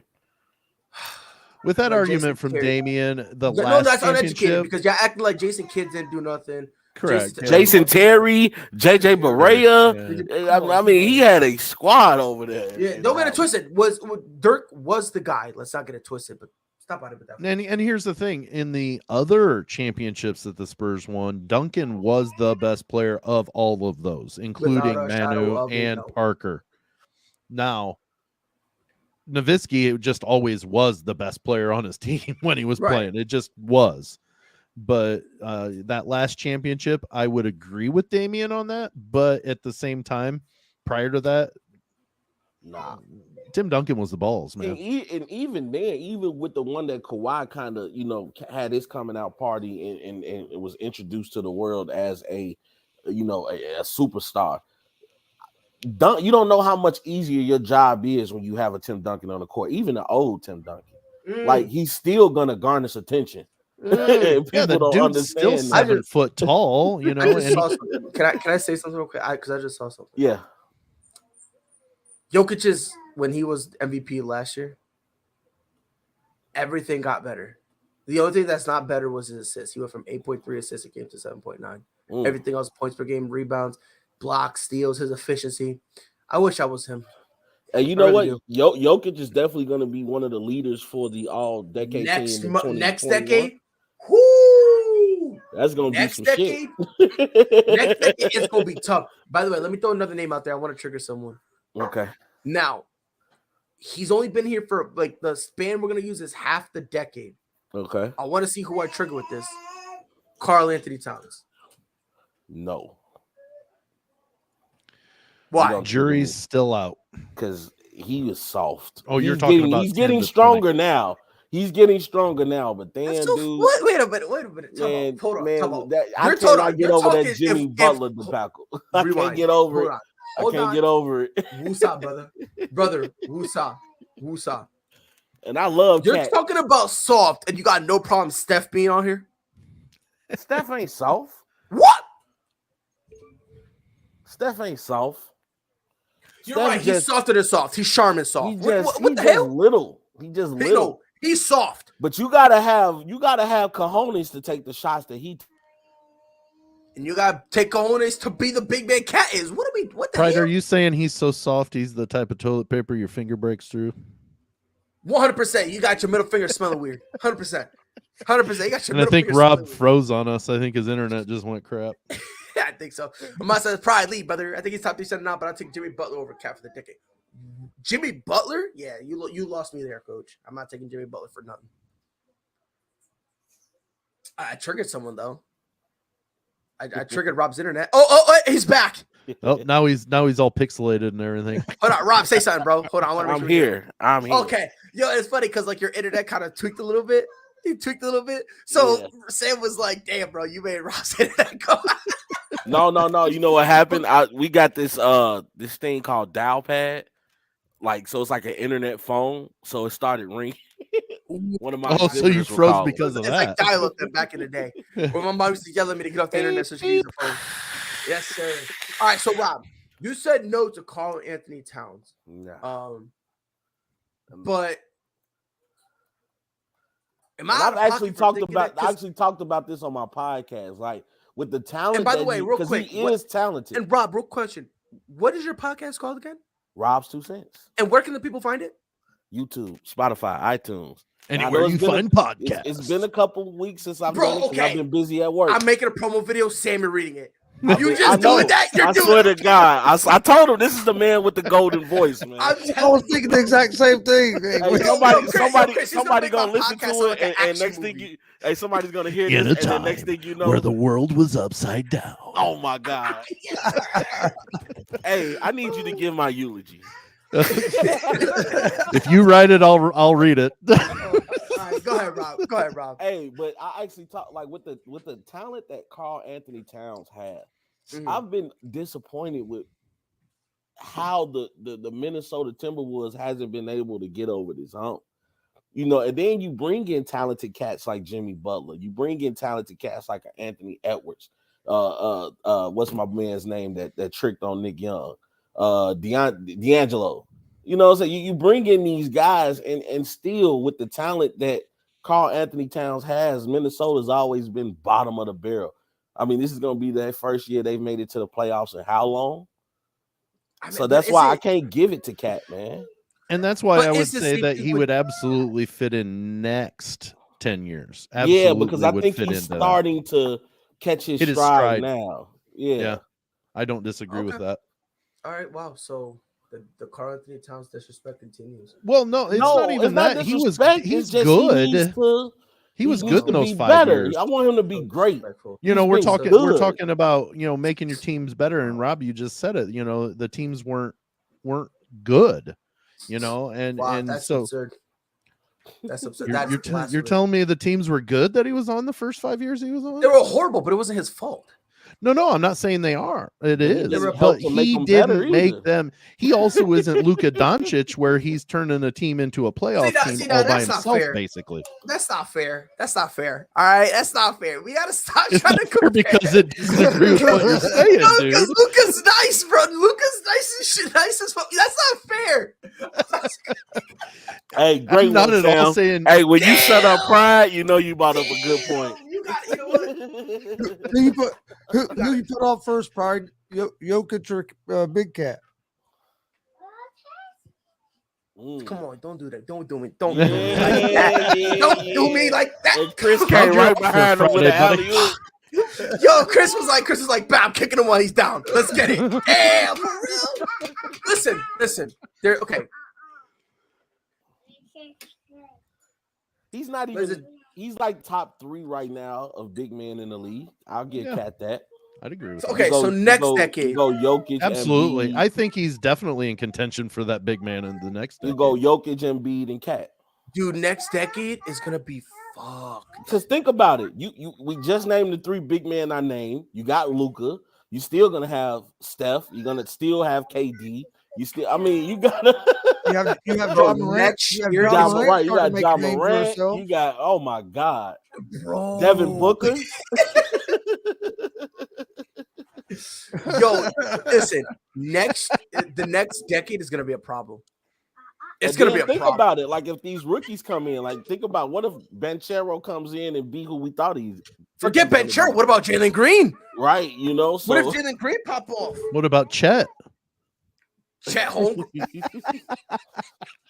No, I like Chet, so I'm not mad about that. Do you think he's going to be an all-decade team player though? At that point, do I think so? A lot of people think he's going to be getting in the league early enough to be considered. Yeah, absolutely, he will be. He's another one. Jason Tatum, Jaylen Brown, JT. Like definitely can't overlook JT. Oh, come on, Pride. Put Marcus Smart in there. You might as well. You're a homer. 110%. Bro, Peyton Pritchard. Come on. Let's educate ourselves, brother. Let's educate ourselves. The next decade team's going to be almost a punt. It's going to be so hard to pick. I'm telling you right now, next decade, no one's going to be happy. I would love to be on that panel. I would love. You're going to have different organizations with different top 5s. Yep. So this is what we're going to do. we're gonna do a ASAP Sports all decade. For Next decade. 10 to 20 or yeah. We could do one for this one.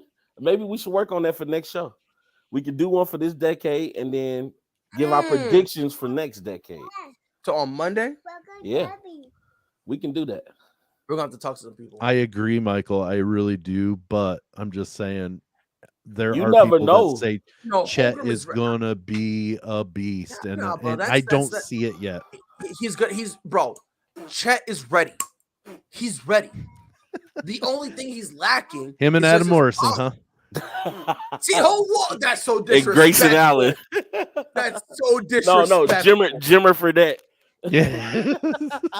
Hey, this has got to be a record. Hold on, but who said Giannis wasn't a big man? Yeah, who Did said anybody that? say Giannis wasn't a big man? Of course not. But we forgot to mention him though for next decade too. Oh my god. No, we did mention him for next decade. No, for next right. decade. Like yeah, it's for gonna next be. decade, Oh my god, it's gonna be so next difficult for next That's decade. what I'm saying. Next decade, it's gonna be. It's not critical. gonna be right It's gonna because be critical. someone's gonna have to get left off. Yeah, we might have to do a top 10 for that one. They're not going to. You gotta commit. You gotta commit. You gotta commit because again, you got him. Let's think about it. You got him. You got Luka, John Morant, obviously Karl Anthony Towns, Joel Embiid, Jokic. I'm already at 6. Did Jason you see Tatum is 7. Did you see the common theme in what you just said though? Those are all overseas players, almost. Jason Tatum ain't overseas. No, I said almost. That's why I heard you say Jason Jason Tatum. But if you talk about Karl Anthony Towns was born in America. He was born in America. Bet. So Giannis isn't gonna be in it. Neither is Joel Embiid. I'm sorry, Luka. Jokic. You gotta take a walk. Luka, you were never nice. John Morant's better than you. We gotta protect the country. God damn it, we gotta protect the country. Oh my god, bro! Listen, you know what they should do? They should do an all-star game with U.S. versus everybody else. No, I don't want that. I don't want that, baby. I don't want that. U.S. against the world. Nah, bro. I remember they used to do that. I need them to be a little hood sound. U.S. versus everybody else. Everybody with the apostrophe too. Yep. Everybody with like 4 R's with the apostrophe. I don't care what anybody says. Yeah. And then they're like the abbreviation is So like Team U is like USA 45 38. Like, and honestly, I don't even want to say that because god, Luka a problem, bro. Luka's but not a problem. Next year, it's gonna be brutal. It's gonna be like I said. Next year is gonna be tough. And I don't think a single soul is gonna have the right list. Because there's just way too much.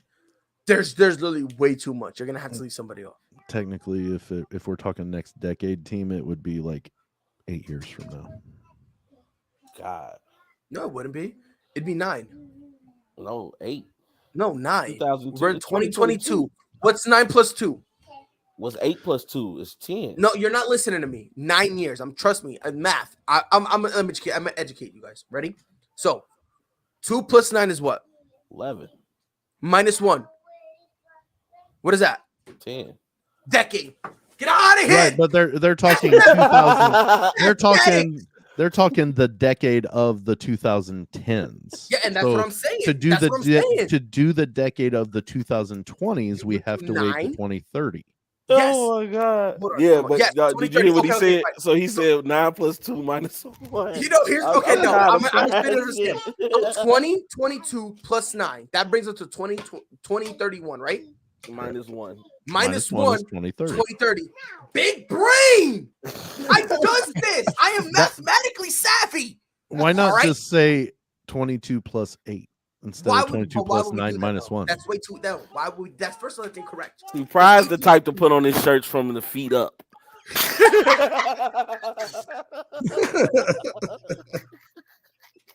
Is that why his neck holes are all stretched out as much as they are? Jeez. No, well, this is like this is just like one of those tank tops, bro. Yes, sir. Oh, so it slips right up over. Okay. Yeah, 100%. Listen, again, I'm gonna say it one more time. 22, right? 222. We gotta visit this again. I don't care. I'm teaching you quick maths. All right. I am a history teacher. I am not a math teacher. Plus, which is why I'm here. 2022 Oh, Plus Sam, 9. you teach one of my Basic favorite math. subjects, man. You gotta Bro, love listen. history. If you know where you came from, you might know where you're going. That's right. Well, I don't And know you where have I'm to going. study it. I need a phone. I need a phone with GPS. If not, I'm lost. Chris, 2022 plus 9 is what? 2031. Minus 1. I was right in 9 years. Don't chat to me. Allow it, fam. Low and fam. By the way, if y'all ever get bored, there's these guys from the UK. They are the funniest dudes ever. It's like Philly, Chunks, Darkest. Them dudes are like hilarious, bro. Talk to me nice, fam. Yes, sir. Sir, you let him know. I love him, bro. I love him. I love him. Young Philly. We don't deserve him. We don't deserve him. I'll say that to my dying More breath. life. Bro, we don't deserve him, bro. Ready to watch Sterling get knocked out tomorrow night? 110%, bro. He said The 110%. sidemen. That's where I deserve to be. Hey, y'all gotta watch this series on the Netflix first one called that Top me and you Boy. actually You'll agreed love on the main event. Yeah. Yo, did you see Aljamain Sterling weigh in? He No, I didn't weighed see in. weigh in. Oh, you didn't, bro? He weighed in, and then all of a sudden he was like, "Wait, I gotta actually fight him." He started crying, bro. Oh, I almost made a joke. Hold on, I almost made a joke, but I'm about to put it in the private chat so that way I don't get in trouble. Hold on. I told y'all, Pride Mouth got him in trouble as a young lad. Hold on. And check the private message. This is what I was about to say. Pride trying to get us banned. I almost said that. But I was like, Get Hey, us banned or hey. at least tagged with something that should, Hey, I'm just saying, he does have a tendency to sue. which is why I'm not saying nothing. Question: do you guys like the lemon candies? I know someone who does. The who? Did y'all know lemon candies are allowed in court? Talking about lemon heads? Yeah, lemon heads. Yeah, lemon Sour heads. lemon heads. Did you know they're allowed in Yes, court? Lord. But yeah, the Aljamain Sterling gonna Oh, we got to give a shout out to Tiger. fuck Tiger Woods. The Lord Jesus. Yeah, I'm just so butthurt that like He my could've guy very- could like He think could about have it, bro. very easily been finished like -3 yesterday. Yeah. Easily, bro. Well, I'm and just think about I'm- this. Go Think ahead, about Sam. this. All the people that you expected to be in the top portion of the scoring are below him right now. Mhm. Yep. All the people, I think, what they say, anybody that was above him, there are only 3 major titles above him in Is the scorecard. And does that, I mean, as long as if that holds up through today, or through today into the weekend, does that set up for him to make that run to win it? Hey, he just warming up. And See- and that see- and you know what? He walked 4 miles yesterday, and he said he was as sore as he assumed he was, but he hasn't walked 2 straight days like that. That's what I Yeah. said. But So not after only the that, day you gotta good, remember though, like if he makes through the day good, I think he'll have a real good chance in the weekend. Yeah, I'm gonna tell you right now, based on what I saw yesterday, I'm confident in saying that not only will he make the cut, I think at worst he ends top 5 with a stroke separating everyone. And through 8 holes so far today, the leader at M is at even, so he Right. hasn't made no progress yet.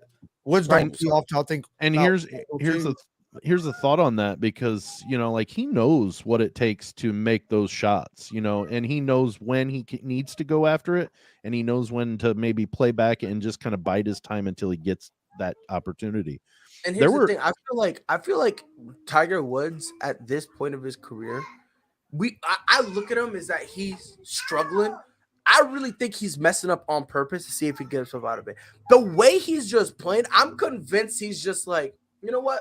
He's playing a little carefree. Some of He's the, just- some he's of the just saves he chilling. made yesterday was like, On one of damn, the- this is your yeah, first on one- time playing in a tournament in that long. Yeah, on one of those par 5s, he put the tee shot into the woods. He low shot the second one laid up in front. And the commentators were even saying his best bet is to lay it into the bunker right in front of the green. Instead, he stops it 5 feet in front of the bunker and then sticks it within 2 feet of the cup to It is- save par. It is crazy. We were just talking about this yesterday. Tiger Woods, in my opinion, I think we all agreed his general consensus, is the only golfer who sees two options, picks the hardest option, the option no one else would pick, the option you should avoid at all costs, and then makes that one work out Makes it look better easy. and the safe bet, and he makes it look easier. And it's so insane how his mind just works differently. Like when he's looking, like, I will always say this, bro. If you guys ever get bored, just watch Old Tiger, right? Oh, geez, yes. And watch Old Tiger when he takes a minute and he just looks at it and he's just staring at the ball. If he stares at the ball for over 3 seconds, you're going to see the most ridiculous shot a human can actually perform. And guess what? Boom. Amon says he's actually the most conservative golfer behind Jack Nicklaus. I'm sorry. Nicholson's the actor. I was like, I thought, hold on. I think I'm sped. He just picks his spots better than anyone. Amon, I have to disagree. And here, no, I would agree, because at the time that he was at his peak, his most conservative shots were still 10 times better than most golfers out there. People shit their pants when they saw it. I think people think he's conservative because he makes it look so easy. That's what I think it is. That's honestly, I was about to say, I think the reason people say he's more conservative was just because when he does it, like, think about it. The shot, like, for instance, like you said, he wooded it, and then anybody else would have hit the bunker. I think probably Phil Mickelson probably would have been the only other guy who wouldn't have bunkered it. And outside of him, I think everybody else's play, the safe play would have been to bunker it, to, you know what I mean? Because again, when you wood it, you're now in your mind, you're like, all right, I'm bogeying. That's and really all it counts. Yeah.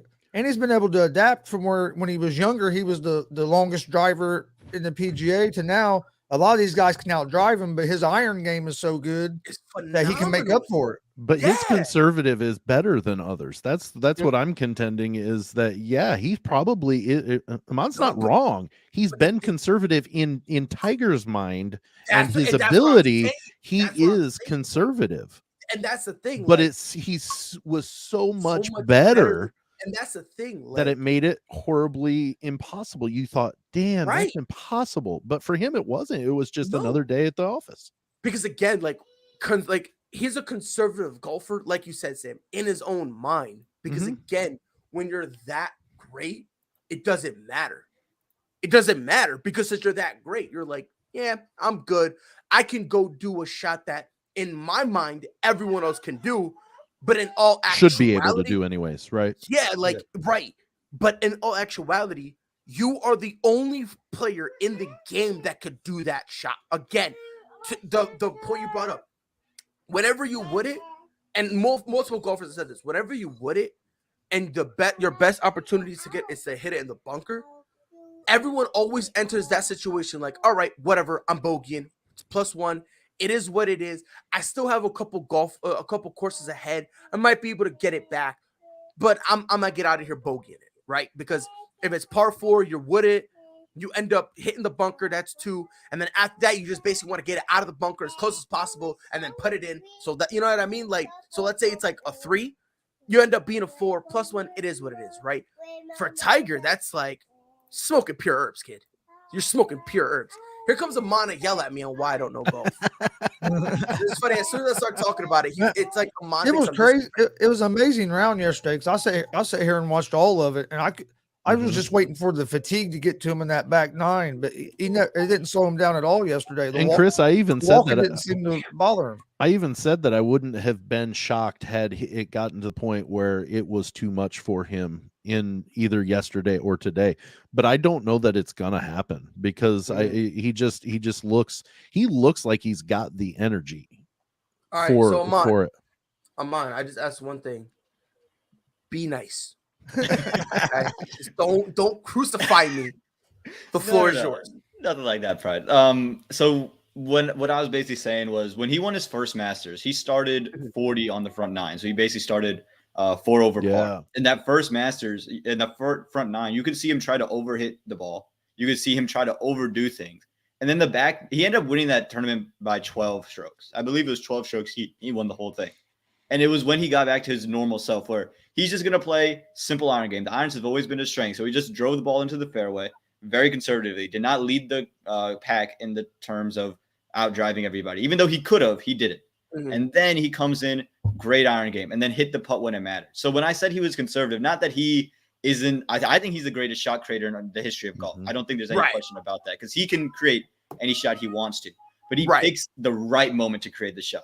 He's not the guy who's going to do it every single opportunity. He says, I'm going to play this natural golf for 90% of it. But that 10% I need to create something, he's got everything in his bag, and then he goes and creates it. So when I said he was conservative, it wasn't that he never did it. It was just when he did it in the right moment. Amon, what's up, my boy? What's going on, Rob? Jeez, Rob. Jeez, you didn't have to yell at me. Jeez. First off, Amon, nice to finally meet you. Nice to meet you, Sam. Second, would you agree with the statement of he was just so head and shoulders above everybody talent-wise that his conservative did seem like he was taking chances? Yeah, it could definitely seem that way because with his irons, like his 7-iron, he used to hit that thing, 200 yards before people would hit their woods 200 yards. So he was able to play conservative strokes better than people were able to play their aggressive strokes. And that's basically where I was coming from, where I just think, and Sam agreed too, because he was able to basically articulate it way better than I could, that in his mind, it's conservative because he thinks this shot everyone else can do. Right. You know what I mean? So in his mind, it's conservative. For instance, of mine, I don't know if you're, but when you wood it and you try to aim for the bunker, that's basically the safe play to try to get you back on course. Tiger was just yeah, but why would I do that if I can just barely miss it and put myself in a better position? And 99% of people would be like, okay, what are you doing? You shouldn't do that. That's a bad shot. Right. But then Tiger Woods is no, this is why. And let me explain. And then all of a sudden he just explains it to you in the simplest way possible. And it makes me feel dumb. Oh my God. Because you know what I mean? It's because in my mind, I'm like, bro, you're doing it wrong. But then I forget, and then I remember, hold on, this is Tiger Woods. Who am I to question this man? Like I said, it's like comparing a Damian Lillard or a Steph Curry shooting from half court. Yes. To most players or to most coaches, that's a bad shot. But I have the ultimate green light from their coaches because they know this is a shot that they can make in their sleep. So you look at what you might consider a bad shot from Tiger Woods, but in his eyes, he knows fully well I'm capable of making that shot. Well, and to Amon's point is a 7-iron in many situations is a conservative play. When he's hitting at 200, when others aren't hitting their woods 200 yards, he is being conservative, And whereas you're going, oh my God, did he just use a 7-iron for 200 yards? He's still being conservative.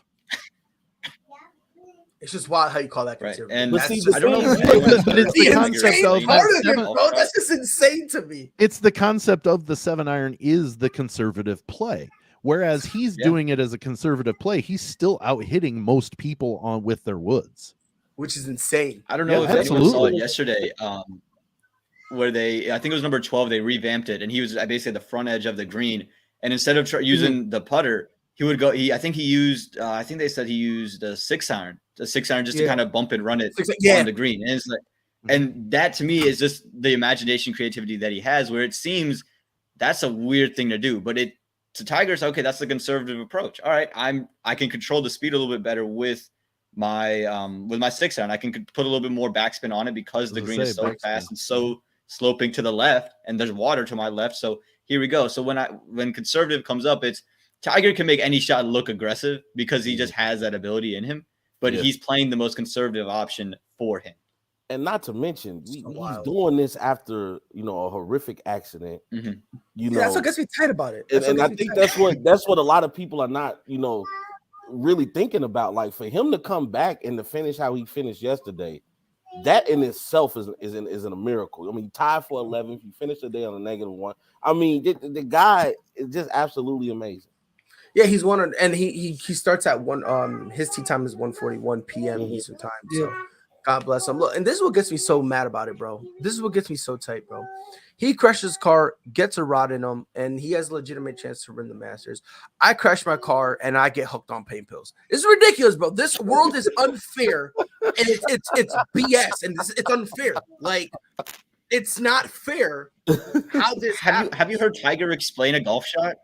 Like if you hear Tiger explain a golf shot, then you're like, this is unbelievable, because he said, yeah, I just kind of slow my hands down, or I just run. No, you don't just what? Like, I've played golf since I've been swinging a golf club since I was 1 year old, and I've tried to listen to him say, yeah, when I'm going through it, I just kind of want to feel my wrist just flick. I'm like, what are you talking about? I've done this since before I could walk, I've swung a golf club, and I still have no idea what you're saying to me right now. I remember like his last the last Masters he won, like when he came back and he did like a media tour, right? And they asked him, how do you what makes you so great? This is what he said. And I will never forget it. He said something along the lines of, well, when I swing it, right, it's just I want to make contact, and when I do it, I just I kind of flick my wrist, and then I feel it go through my body. And I'm like, I feel it. I just want to feel like this happens. I was like, what do you mean you want to feel? I putt to the picture. Putt to the picture. You look up, take a picture. Look down, look back up, take a picture, and putt to the picture. It reminds me of when, how when Steph just gets hot, and then they'll be like, yo, how do you do it? He just, bro, I just go up, I flick my wrist, and then, I could just see the ball go away. It's like that. It's like, no, you're mechanics. What are you doing? Like, what degree do you bend your knees? Like, what are you doing? Like, and when he tried to tell you the mentality part of it, he says it's so simple that I still feel dumb, because when you ask him, hey, why, what's going on? He goes, okay, well, the course, it kind of goes in a zigzag, right? So I kind of I wanted to catch a good slice on it, so that way it kind of follows the course a little bit. And I'm like, oh, okay, you know what? I kind of get that, right? Because you wanted to, to hook or like depending on how the course is. So I kind of get it. And then this bozo hits me with the, yeah, man, I know what exactly it's gonna land. I'm like, time out, hold on, rewind. What prescription contacts you got, brother? Because you ain't got no binoculars. Like, well, the thing is, that was like yesterday in the interview afterwards. She'd ask him about when he got that bogey. So I lost my concentration for a few. Just had to refocus. What do you mean? You gotta understand when you're a player of that caliber, you have that Tom Brady focus, that Michael Jordan, Kobe Bryant focus, where you can kind of will things to happen in your favor. And Tiger Woods has shown that's what he does. I mean, it's hard to explain what he does because you're not Tiger. And I'll tell you another thing is these guys that were ahead of Tiger going into the day that are already out in the course, none of them are making a big push. The leader's still at -5. Scotty Scheffler's still got to play. He's the one I'm looking at. Scotty Scheffler. He's the current world number one, and he's been unreal. He's been hot. And then Dustin Johnson's played brilliantly last, and it kind of reminiscent to when he won, I believe, in 2020. Yeah, Johnson he was at 4 under. He just fell back to 3 under. He just fell back to 3. Okay, but I don't know. He's been playing. He's been in good nick as well. I mean, nobody's has made a big push yet, so that could be good for Tiger too if he can come in and shoot low. Pride. Tiger made the Steph Curry. He was the one that did the shot and turn around and walk away, and it turns out to be like within 3 feet of the cup. And whereas Steph, shoots the 3 and turns around and walks away. Tiger was doing that with golf shots. Oh my God! It leaves and he just starts walking with it. Just starts walking. He just starts walking it down. Because the thing is, like, usually golfers they rely on a follow through, right? And there's been so many times that he hits it and then he just starts picking his sure. up. And the ball's not even down. He's just like, all right, let's go. And this not even watching. Yeah, let's go. Most of the time, Steph Curry watches his shots. Just like most of the time Tiger does, but when those shots where you're just losing your mind, he's already walking, not even paying attention to where the ball is. What I call it? I call it catching the Holy Ghost. When you get in that zone, you catch that Holy Ghost. You just hot. Yeah, and the thing is it really just comes out to when he hits it and he's just picking himself. He's like, all right, let's go. The ball hasn't landed, and he's walking head down to where the ball is. And it's just this bizarre sixth sense that he has. That Iman, you've been watching it longer than me, so he's had that since he first came in. This isn't something that just randomly got. This dude, Tiger Woods would hit it, pick it up, walk with his head down. and always be where the ball landed. And it's just a. You want to hear a story of how that happened? You want to hear a story of how it happened? He told this story about him and his dad going to play golf, and he wasn't allowed to play at the course, so that he would sneak around into a ditch, and then he'd meet his dad at like hole 3 or whatever, and they start teeing, and they play until dark. And he said, you can play until you lose your ball. So you couldn't see. He said, I can't see it, but he'd know, okay, I hit it. All right, it's a slice. All right, I hit it. I hooked it. I went this way. I went that way. And he could, in the dark, since he was 6, 7, 8 years old, been doing that. And that's why to this day he does this stuff. And you're like, how is it possible? And we were talking about how he's able to keep everything so simple and the way he explains it. I think that's why a big reason why he's back and doing what he's doing right now. We saw yesterday with the hook he played right in front of the bunker. He has a very simple way of doing it. It's not all big in the back. It's he places his feet a couple feet to the left and just swings along his body line and let the ball kind of work itself away. And that's why he's able to do it right back, because it's so simple. It's so replicable. And that's how I learned how to do it, because it's just so replicable. And that's why he's able to do it. And that's why he's 1 under right now with a chance to win headed into the weekend. Look, that story that you just explained kind of reminds me when Dennis Rodman was like, I'll just go in the gym and let you shoot the ball. And based off where the ball goes, I know where to be at for the rebound. So I know if it hits, if you shoot long, I know it's coming back this way. You hit short off the front of the, and it's amazing to have that sixth sense, like where it literally becomes a part of you. Like you're not even thinking about the shot. Yes, say that. Yes, sir. Say that, brother. Jesus Christ, man. Jesus. All right, Aman, are you gonna join us for the rest of the show? I mean, I'm game. I don't have class, so I'm good. I thank you so much for being here. I love it when I am surrounded by very cultured chads, right? We got Christopher, we have Robert, we got Samuel, Aman Anthony. We also have you here. And you got pride. You mean the piece of shit? I agree. I'm just so blessed to be surrounded by such cultured chads, man. Chris, I want your beard, goddammit. Yeah, I'm envious of that. I want his beard too, man. Right? God. Like, oh my God. But Sam, you age with grace. Hey, symmetrically, anyways, right? Look at it's just perfect. It just looks right. It looks perfect. Never change. Aman, your hair is phenomenal. Next time you come in here, no hat. I want you in front of a fan. Let the locks. I was gonna say I look more bald with hair, so that's why I'm bald now.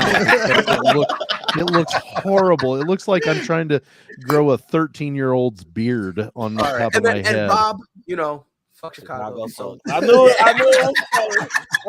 was coming. Well, Robert, we love you. Congratulations on the opening. Congratulations. Yeah. Much love to you, your beautiful wife. I know you guys are on your way to Jamaica, I believe, next week, correct? On Sunday. You're going to go Sunday? Oh, is it? God bless him. I just want you to come. Look, I told my wife was like, it's supposed to rain all next week. I say my ass will be in the pool, in the rain, at the pool bar. Let them know. A little rain ain't never hurt nobody. If there's no lightning, you're fine. I am good. 100%. Because you're getting wet. You're in the pool. You're wet anyway. Yeah, right. And look, once you're drunk, who the hell cares? Yeah. Right. All the time. Because I always tell her, if it's raining, I'm going to go in the water. She goes, why? What's the point? I'm like, I'm going to get wet anyway. So why not just go in the pool? She's like, but what if you died? I'm like, I could die with hot dogs in my hand for all I care. Whatever. I'm going to die anyway. Pause. Like, you know what I mean? Like, if I die with honor. I simply just do not care. God. I tell my fiance this all the time. If I die, I told her this shit. If I die, do not cry. Because if you cry, my soul will slap you. I told her, do not cry. Your soul gonna come back and start Will Smithing people, man. That's it. I'm gonna just be like, keep my name out your mouth. But listen, I told her if I die, I want you to embalm me and put me up as a scarecrow to scare the kids. That's my life goal. I'm not kidding. That is my life goal. Hey, this is why we love pride. When I die, embalm me, and I'm scaring some kids, and let's have some fun with it. Somehow jerry rig it so that way my mouth moves, so we can pretend I'm talking. Well, let's have some fun. If a kid doesn't have a heart attack, my body is now a failure, and I deserve to be burned. Probably going to do a real life weekend at Birdie's. 100%. I'm putting it in my will. That's it. I'm putting it in my will. You see, the new trend now is people are like having repasts at funerals with the body outside of the casket. Like I saw a dude Like sitting in a chair. Yeah, or sitting on At the stage. club, there's someone at the club who got balled and stand up in the Did club. you see that? Nah, I told my fiance, crazy. I told my fiance I don't want any of that. And I was saying this before it was cool. I was saying before it was cool. Real talk, I want to scare the shit out of a kid. Listen, look here, brother. Look here. I'm not going down with a negative KD. Look here, man. I'm bringing somebody with me. You feel me? Hey, I don't care. I've heard stories of bodies having too much embalming fluid and popping up out the casket. Yeah, I guess it's like death throes or something like that. I don't know if that's real, but I guess like when you die, your muscles kind of spasm a little bit, so it's like That'd be crazy as hell. Sit there at a funeral, all of a sudden their body pop up out of the casket or something. I'm like, oh Lord Jesus, he's coming for us. the disrespect with this comment is completely unreal. I don't like Nyla Rose. Vicky Guerrero. Hey, you wow, my boy. Vicky, no, because the thing is, he's upset. By the way, I'll let y'all know who Nyla Rose is in a little bit. She's a transgender wrestler. Right. I think that's the technical term for it. Yeah. And I don't like Nyla Rose. I want to be politically Guerrero, correct. I ain't trying to piss nobody off. Vicky Guerrero, though. Say she could get it. Anytime. Hey, speaking of that, though, I know it's a sensitive subject to bring up, but as a transgender male, should you really be allowed to compete against females? This is what I've said. This is my stance on it. If you let the female know and she agrees, then go for live it. your life. Yeah. That's the only. That's a great way to look at it. Because I was just looking at dude that broke the young lady that broke the swimming record. Right. But I'm like, I don't know, man. I'll be 100% honest. I think they should create their own division. I Like think so too. Because but the thing is, like, think about it though.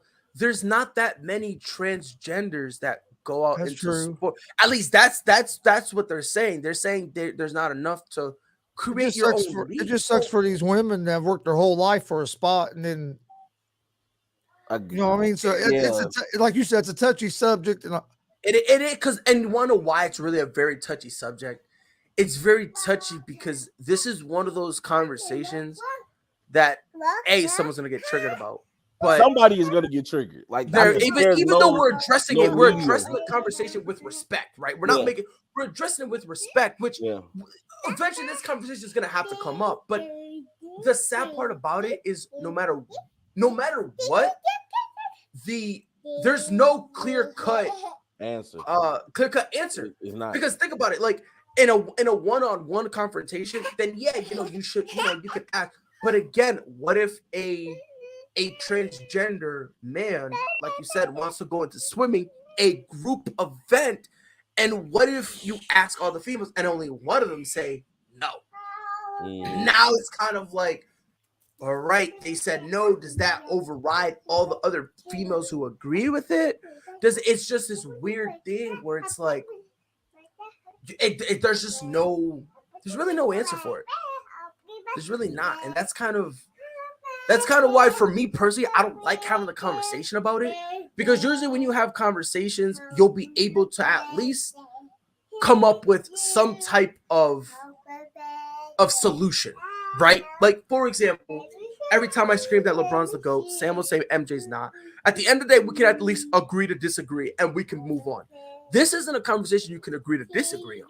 You know what I mean? Because let's say we agree to disagree. What does the athlete do? And neither really, you can't say either side's right or wrong. Right. Like, because it's like, I don't know. I don't know. You know what I mean? Because it's just like, then again, I'm not smart at all. So when it comes to these conversations, I'm probably the last one I should be talking about, because I'm not smart at all. You ask me what 1 + 1 is, I'll need a calculator, and I'll still tell you it's 3. So it's 3 - 1. Yeah. No, I don't know if you heard my bit of mine. I did. I did. It's not 8. It's 9 + 1. Yo, I'm telling y'all, I'm telling y'all, bro. 9. I gotta head out. All right, Rob. But it's been fun, man. Real talk. Sir. What a great show. Yes, sir. Be safe, my guy. Hey, y'all guys have a good one, man. See you, Rob. Brother. Yeah, see you, Rob. All right. So always a pleasure. We got 2 more topics. You guys got time for 2 more topics? You guys got time? We'll figure it out. I'm working while we're talking, so I'm good. So you're I got good. a few All more right. minutes, and I gotta jump off to get ready for the afternoon show at 1. Gotcha. All right. So the matter of fact, we'll trick it to one. The NFL draft projections. So, I said earlier that I heard a take that kind of made me. I was on Twitter earlier, and they said who's gonna win the Malik Willis sweepstakes. That's what I heard, and I said it lets you know how bad this quarterback class is when Malik Willis is the grand prize. If he's the grand prize as the quarterback class, you're kind of screwed.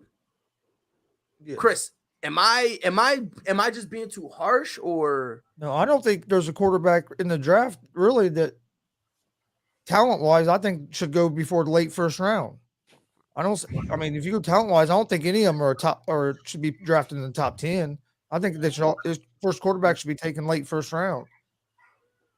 If it's Drew Pitts or like you said, what was the other guy's name? Willis. On a blank. Willis. Either them are the top two guys you hear, and I don't think either one of them are ready to be, especially to be put that pressure on to be drafted in the top 10, because then your organization, the fans are going to be on you to play them when you draft somebody that high. And I think they'd be put in a bad situation. Amon, do you agree? Like, because again, I just want to make sure I'm not, that I'm not looking at it weird, because I've been consistent with this, that I don't think that there's a quarterback worth drafting in the first round. Now, do I think a team will reach? Of course, but me personally, if my GM drafts a quarterback, top 5, top 15, or top 10, top 15, I'm firing him immediately. And it's not even like a conversation worth having. I'm just gonna go down to your office and say, you're fired. And if anybody else who agreed, I'm firing you too. Amon, am I being excessive? I think a little, and it's not because you're wrong about the quarterbacks, because I don't think there's a quarterback here that necessarily would have been, if you plug them into last year draft or the year before, that would be considered a first round pick. I'm not disagreeing with you there, but somebody is going to take a quarterback. There's going to be somebody. So if I'm Carolina, and okay, these guys aren't, probably, or the Giants, and probably not any top 5 picks, top 10 picks on the board. But if I let them fall to Seattle, they could take a quarterback. So if I want one of these guys, I have to take them now, or I trade back and try to get them before. But someone is going to take a quarterback here in this top 10, and it is going to fall between New York, Carolina. New York has 2 picks. They have 5 and 7, so they could take a pick in either form there. Carolina is going to take one. Atlanta could take one. Seattle could take one. Like, all those teams realistically could take a quarterback if they wanted to. Should they? Maybe not. I think Malik Willis is the best one here.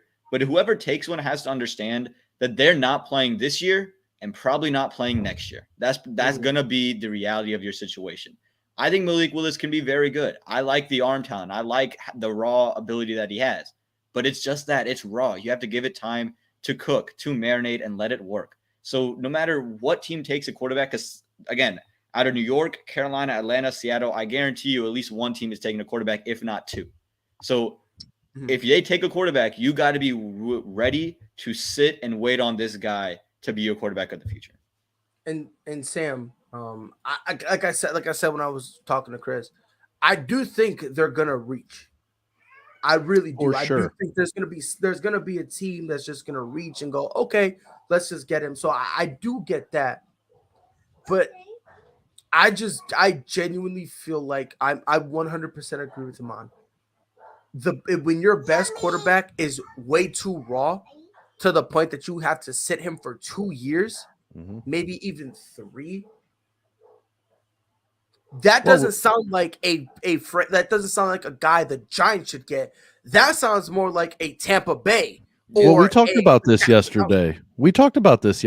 It's kind of like Aaron Rodgers being drafted by the Packers. They knew that Brett Favre was there, and he was going to be there for a few more years yet. It allowed, just like Amon said, allowed Aaron Rodgers to carry the clipboard, learn from Brett Favre, be able to take reps during practice, not really see too much action in game, but still sees the speed, and then Yeah, so, but we all know there are always teams that get real jumpy and either A, trade into the first or the top 10, or they use their top 10 pick to draft a quarterback that probably shouldn't have been. Hell, the Bears traded up from the 3rd pick to the 2nd to take Trubisky a few years back, which was the worst trade that I could ever envision. And it just happened to be my team that did it. But I want to answer this question from our friend Damien. The Lions taking a quarterback and needing a quarterback. Here's the thing.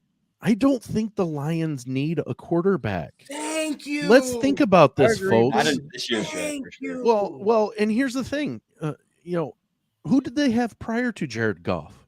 Stafford. Matthew Stafford. What did he do in his first year out of Detroit? He went to the Super Bowl. 2 years prior to going to Detroit, Jared Goff went to the Super Bowl. It's not the quarterback. It's Detroit.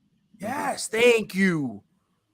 I've been screaming that forever, and nobody wants to listen to me. And no quarterback here is already better than Jared. Better than Jared Goff. Not even no. Again, and I'm not wasting my number 2 pick to pick Malik Willis. If you had a bottom of the 1st round pick and then you take Malik Willis, fine, I can see it. Here, you have an opportunity to get yourself an offensive lineman or a real good defensive player, real good pass rushers to boost your team up and build kind of that hard-nosed team that your coach is talking about biting kneecaps off with. So you're not taking a quarterback at number 2. You're not at all. You're not. And again, why would you? Why would you? You know what I mean? Because again, and again, this is a situation where how deep this draft is, how deep it is. You got basically, the quarterback is a weak spot, but everywhere else, it's pretty deep. If you're in the need of a quarterback, you need to either A, trade for one that's better than the one you've got, or B, take next year and take your lumps with the quarterback you have and build the rest of your team. That's what personally, that's what I'm doing. Because next year, guess who's coming out next year? Bryce Young, CJ Stroud, Bryce Young, Stroud. And imagine, even with all the stuff, you know how it is. Spencer Rattler has one good year, and all the momentum he lost, it's coming back. DJ Uiagalelei, if he has a good year at Clemson. Oh my, yeah. So next year's draft for quarterbacks is just a lot better prospects. Bro, it's better. It's because I'll be honest with you, with one more year for all those guys, I believe it'll pan out where they'll look good.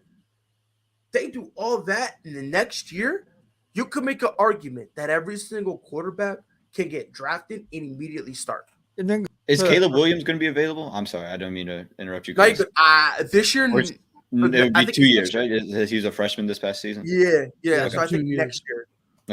But was he a super freshman? Was he in the whole COVID year where? That's what I thought. I thought he graduated early and then came over before 20. So was his first freshman year COVID year? So last year was also the freshman year. That's what I was thinking, but I can't. Yeah, it's like that because the COVID year didn't count. They essentially didn't count because that's because Trey Lance sat out and was still able to get drafted. Mm-hmm. So it technically didn't count. But was Caleb Williams' first year that COVID year? Because if it was, then he's able to leave. No, he's not. He's 3 years removed. It doesn't matter what year you are. It's 3 years removed from high school. No. This is where it's weird. That COVID year doesn't count, so it doesn't count as a year. It counts. It'd be like a redshirt year. Basically. It counts as a year. It's basically just a redshirt year. He has another year of eligibility, but it doesn't affect his draft status. Correct, because he's still 3 years removed from high school. Well, then let's hold on. That's why. I'm looking at this timeline right now. That's why Larry Fitzgerald was ever able to leave. So he enrolled in Oklahoma February 2nd, 2021. So he still have to come away with another year. Okay. No, he's transferred. Yeah, he transferred in 2022. But he wasn't. His first year wasn't COVID. His first year was 2021. Yeah. Okay. But what I was going to say was that Damian Hernandez said Lions don't have a good backup. They don't have a good owner for crying out loud. You don't draft a quarterback at number 2 to be a backup. No kidding. And again, it's weird that people say that because again, look, you're saying this, and yet you're the same person who's bitching at the Packers for getting Jordan Love. You're the same dude who literally said this. You're literally the same dude who doesn't like Trey Lance. And they got him at 3 for him to back up. So, like, you're really going to draft. You're going to use a top pick to get a backup. What are we doing here? What are we doing Again, bottom here? of the first round, I could see it. Here, absolutely not. No, and like I said, even bottom of a first round, I've been. It's a stretch, but I can still see the bottom of the first round at the I've been high. saying this before. I've been saying this before, and the only people who don't want to believe me are people who can't even spell football. These are the people who can't even spell their own name. In terms of this draft class, the only teams who should be looking at a quarterback are the Kansas City Chiefs of the world, the Tampa Bay Buccaneers of the world, the Rams of the world. A team where you already have a quarterback and you basically have a solid team around. And let me eliminate the Chiefs actually, because they could actually use that pick on a defensive player. But like the Rams, the Bucks, like this is a team that you could just take them and you can just use that pick for a backup that you can kind of just shape and mold and say, all right, kid, look, we're going to have you here for 4 years.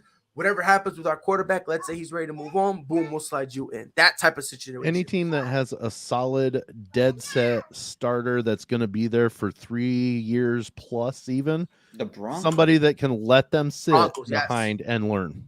Yes, that's it. And you need to be willing to waste the entire rookie contract. 100%. You need to be able to be willing to do Or that, at least period. all but the last year, if Yes. anything. Right. At least 3 years of the rookie contract. Mhm. You need to mentally prepare. We're not really gonna play this person. We're not gonna play this kid. Because again, I've never in my life have seen such a horrible draft style. Let's be honest, who's the second quote best quarterback in this draft? Everyone says it's Kenny Pickett. I don't buy it, but yeah. I everyone says it's Kenny Pickett. don't buy it either. But haven't you noticed something? When were people talking about Kenny Pickett? Fake slide. Thank you. And nobody That's it. wants to talk about that. That's People, It's because he's morons wanna- 6'5" and can move. That if we're being honest, it's because he But not fits the even mold that. of what Not you even want. that. Nobody cared about Kenny Pickett until the fake 100%. slide. It was Matt first Corral's week and a season half- until the fake slide. If we're being honest, Exactly. Matt Corral was the guy, and then he got hurt, of course. But Exactly. Matt Corral was better. From he's better. But even then, I wouldn't touch him either. So it's like again, Kenny Pickett, who people say is the second best, was only known from the fake slide, and from like the first week and a half they were talking about him after that fake slide. Wasn't talking about whether or not he was good, whether or not he was bad. It was whether It was they just should talking keep it. about whether or not what he did was a cheap move, and if that move should be banned. Let and they that banned sink it, in. so he can't even do it again. So Let that sink in. Then all of a sudden they were like, oh, well, now we kind of got to talk about him. Right. Which makes no sense to me. all I know, You know what I mean? Sam Howell out of UNC. That's the guy. Like No I said, homer bias or anything about that. But yeah. Straight up homer bias. I get Who's it. trading up? Who's trading up to Brady take him in Manick the over top Chet 10? Holmgren, okay? Brady Manick over Chet Holmgren. Calling it right now. You got to coach. But nah, look, I just for me personally, I just saw it on Twitter and I was just confused because I was like, why are we calling him a sweepstake? Like, why are we saying, oh yeah, if you get Malik Willis, you won this draft? Why are we saying that? You won the quarterback portion of the draft. That's all you're doing, and even I wouldn't then, use a first rounder on it Yeah, it's horrible. or a top 10 first rounder. Right. It's horrible. That's horrible. And on top of that, let's be honest here. Let's be honest. I'm looking at, where was it? I'm trying to find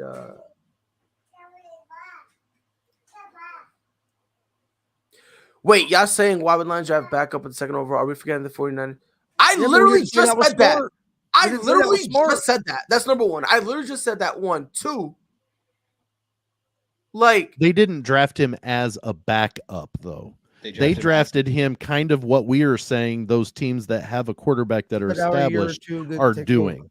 Now, you also will know that they have been talking about since, before they were eliminated from the playoffs, that Garoppolo was going to be traded. Who hits? If who hits, he could be better than Josh Allen. Who? There's nobody in this draft. Who? Who? Malik Willis has the arm. I think that's what he's trying to say. He'd have the similar arm strength. Smoking herbs. Yeah, one time I was at my own 20-yard line and I threw the ball to the opposite 20-yard line. I did that one time. Hey, this one did that time one time. I threw from the 20 to the 50. He says he's talking about Malik. Bro, no. Like, what are we doing, bro? Again.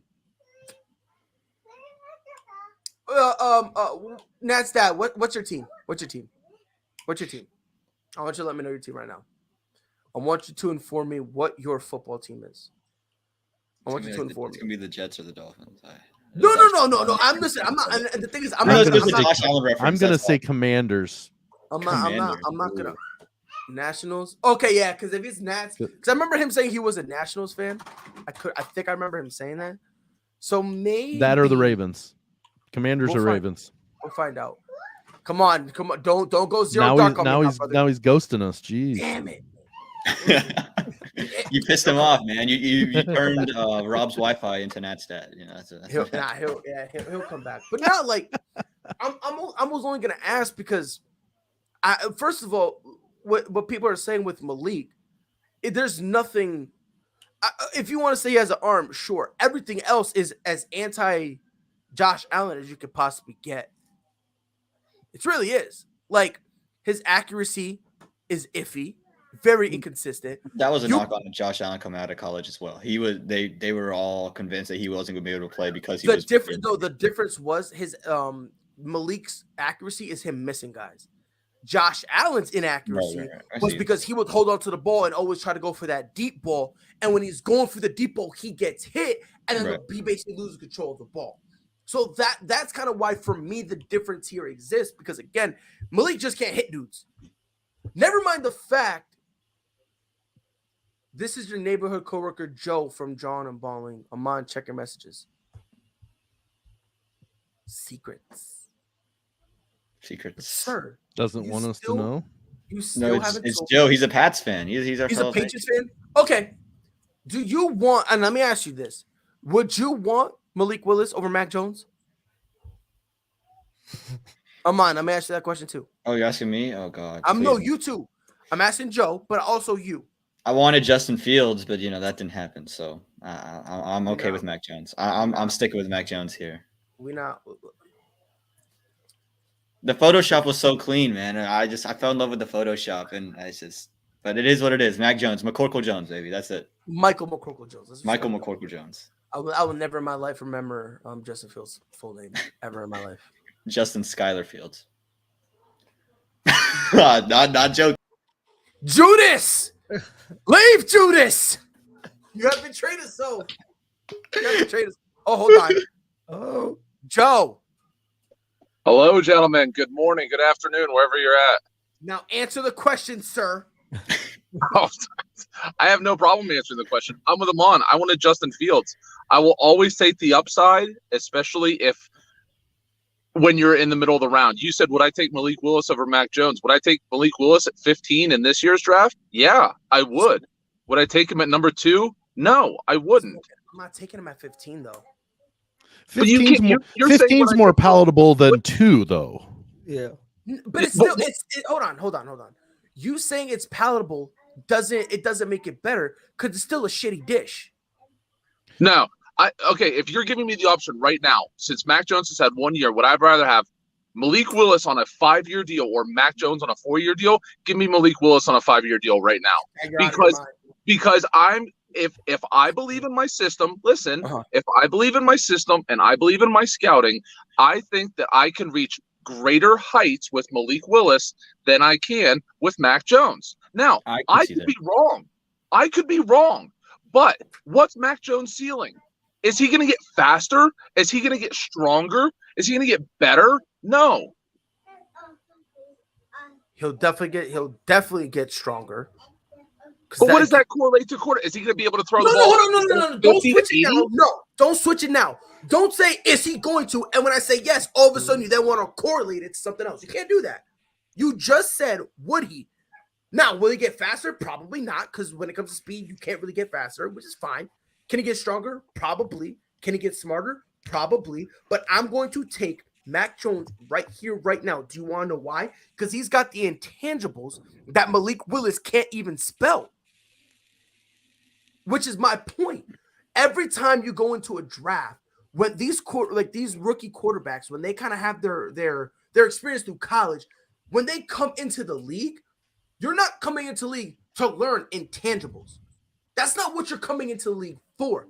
You're coming into the league to experience a higher degree of difficulty. Sam, you really disagree with that? Intangibles is knowledge of the game. I mean, that is an intangible in and of itself right there. That's a huge one. So if they were to take Malik Hill at 15 and put him behind Mac Jones because Mac Jones wins the quarterback competition and he sits for a year, then they have that competition again. He's got another year of knowledge of the game, the speed, what to do. So it would be more palatable to take him at 15 than at 2 because of that reason. Mm-hmm. I want to make my case here real quick because the reason, again, I'm not saying that it's a perfect science because we all know through the draft, the history of the draft, it is an imperfect science. For a myriad of reasons, whether it comes to race or size or intellect or whatever it is, there is a whole bunch of different reasons guys have been drafted in the right positions and the wrong positions. What I'm saying is, I think this quarterback class is below average, but that doesn't mean that people won't take quarterbacks. It doesn't mean that. No, that's not what I'm saying. But what I'm saying is the reason you take a Malik Willis is because if you put on those blurry beer goggles that GMs and scouts love to put on around draft time, you can kind of see where if he works out, he could be Josh Allen. If he kind of works out, he could be Patrick Mahomes light. If you what you're doing is you're banking on that for your future because guess what? Trent Dilfer gets you fired as a GM. If you draft a guy and he's Trent Dilfer, you don't keep your job for very long. He's a fine quarterback, but you're not building the right kind of team. But if you hit on a Lamar Jackson, if you hit on a Russell Wilson, if you hit on a Josh Allen, guess what? You're there for the long haul. Well, and one thing before I'm going to have to leave here in just a second, but one thing, the kind of the falling in love with player, the drunk goggles of the GM, Mike Mamula got a top 10 draft pick because he was great in shorts at the combine, and then he turned into a dumpster fire once he put the pads on to play. Vernon Golston from my Ohio State Buckeyes did the same thing, which is also kind of another thing that like I'm also looking at too is like, let's be honest, when he was at Liberty, who was talking about Malik? No, they talked about him coming into this year. A lot of people said he was going to be the best. They were talking about him. They were talking about him coming into the year, and then he went 0 dark 30 for how long? I think it's because he played at Liberty, right? It's like no. Yeah, if you're talking about I don't think so. Because and this is just me. If you're talking about him heading into the season, he was at Liberty, correct? Yes. Yeah. So you can't sell that to me. No. I'm saying during the season, what's more sexy to talk about? Alabama and Georgia or Liberty? That's the point I'm saying that you don't talk about him because we didn't talk about Josh Allen coming out of during the season coming out of college. Right? But again, you're not really talking about Liberty. You're just talking about Malik. But we didn't talk about Josh Allen. No one talked about Josh Allen. But we talked about Josh Rosen. We talked about Sam Darnold. We talked about Baker Mayfield. We talked about Lamar Jackson. But no one talked about Josh Allen because it wasn't sexy to talk about Colorado State. Wyoming. Right, but there was Wyoming, they did talk about Josh Allen coming into the draft process. They were talking about him all year. They were talking about him all year. Now, granted, yes, they were. They weren't talking about him as much as Baker and Josh Rosen and them. Let's not get it twisted. I'm not saying he was on that level, but they were still speaking about him. I think the same could be said about Malik Willis, where it wasn't the level of CJ or Bryce. Never spoke about him. They spoke about him before. Then the entire season he went 0 dark 30. Hold on. And now they're talking about him. Guys who play at Wyoming and Liberty are what are called blurb quarterbacks, even in the social media age. The front page headlines are going to be the Power 5 conferences. It's going to be Alabama. No. Hold on. It's going to be Ohio State, Alabama, Oregon, Michigan, Clemson, Cincinnati, teams like that. Texas, if they have quarterbacks. If you play at a small school, you are going to get a 30-second snippet on SportsCenter if you're lucky. And usually what I saw with Josh Allen was, look at this one pass Josh Allen completed. Boy, if this kid does it. And then they move on and they talk about Alabama for 45 minutes. Right. They spoke. That's what I'm saying. They spoke about Josh Allen. But again. But they did the same with Malik this year. No, it's not. You can't sell me on that. And you can't sell me it's a small school because you guys both agreed. They were talking about him before the season. But that's what and they had before the season, he was still at Liberty. And that's my point. He was still at Liberty before the season. So you can't say, oh, they didn't talk about him because he was in a small school. No, they were talking about him prior to the season. Then the season happened, and he went 0 dark 30 to the point that a lot of people forgot he was even playing at Liberty. No. What was Matt? What was Ole Miss's record this year? Anybody know what Ole Miss? What was their record? I think they lost 3 games. How many games did Liberty lose? I can tell you.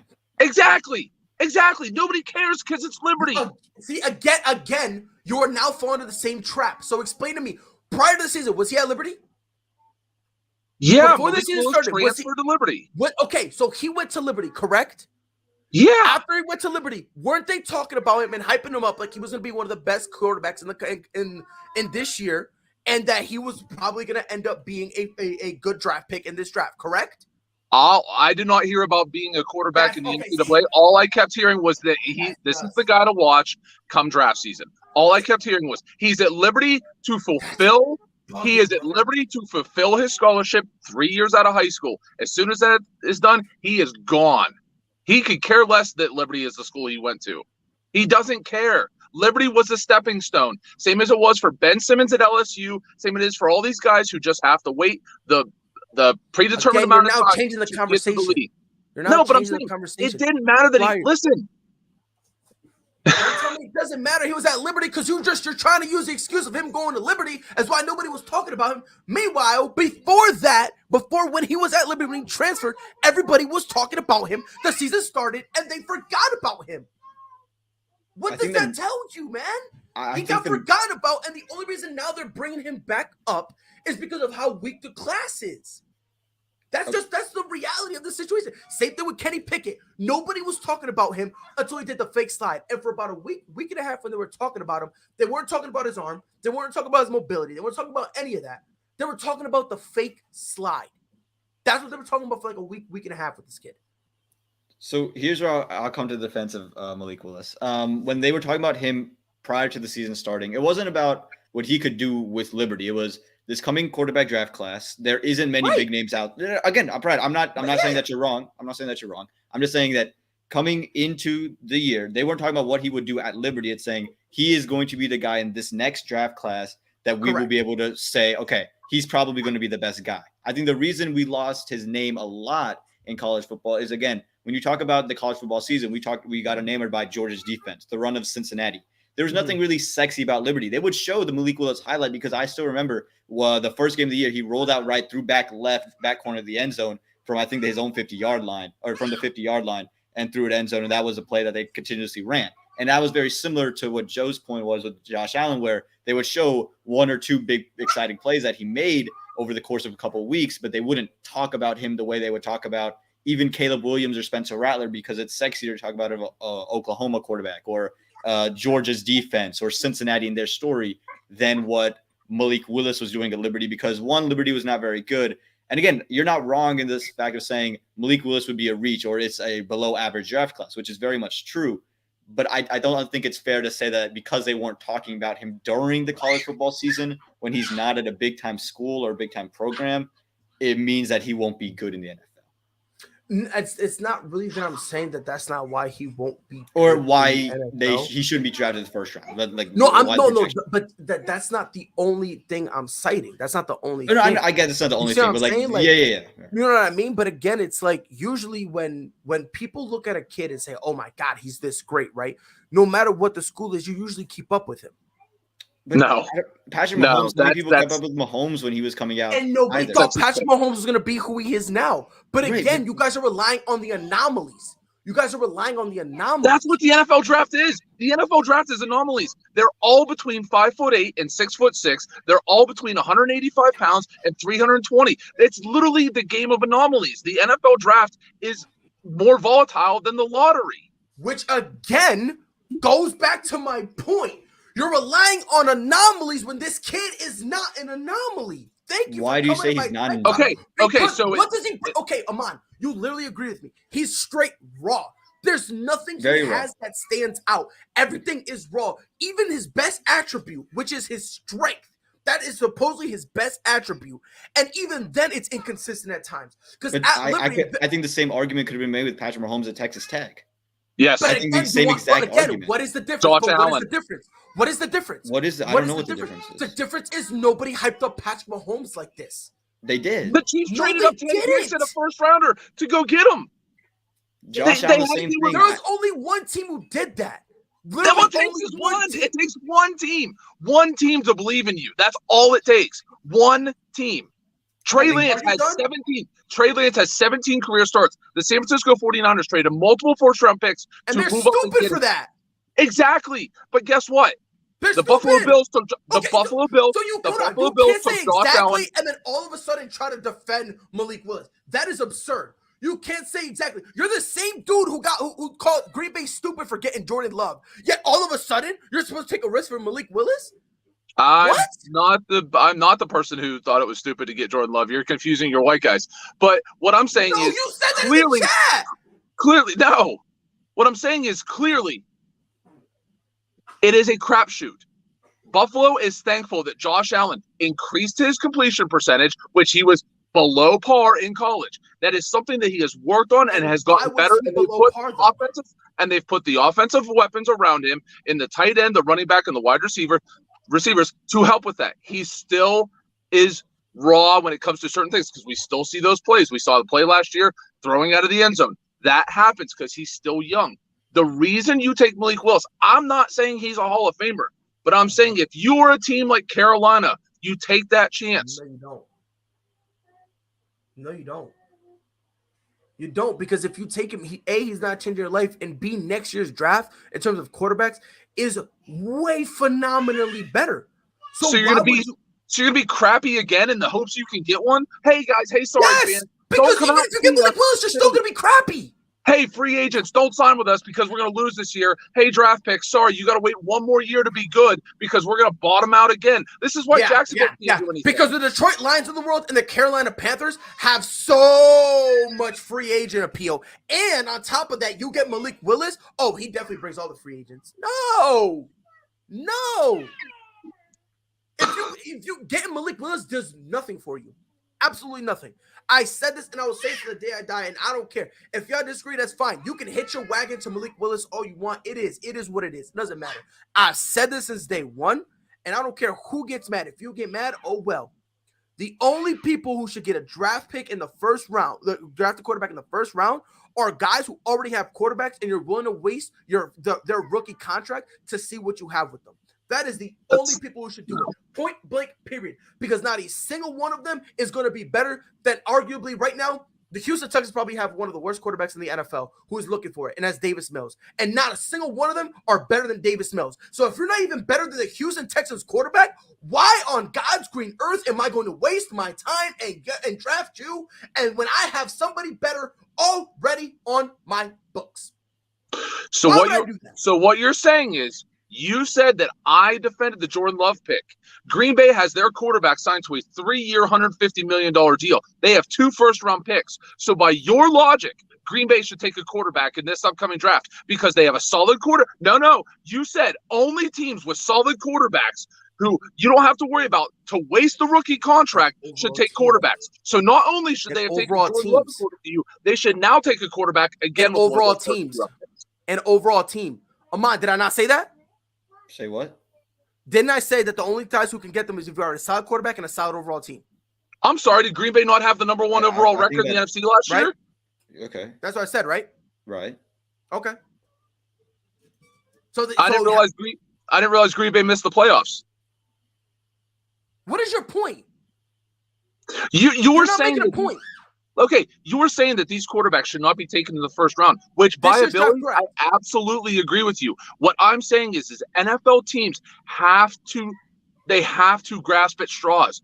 And what that is they don't grasp at offensive linemen. They don't grasp at safeties. They grasp at quarterbacks, which is why guys get overdrafted. But what I'm saying is the reason that you look at a guy like Malik Willis, who is raw, is because for all the bad quarterbacks who have been drafted that have similar attributes to Malik Willis, they're going to talk themselves into that they can get the good ones. They can get the Patrick Mahomes. They can get the Josh Allens. They can get those guys. Russell Wilson was too short.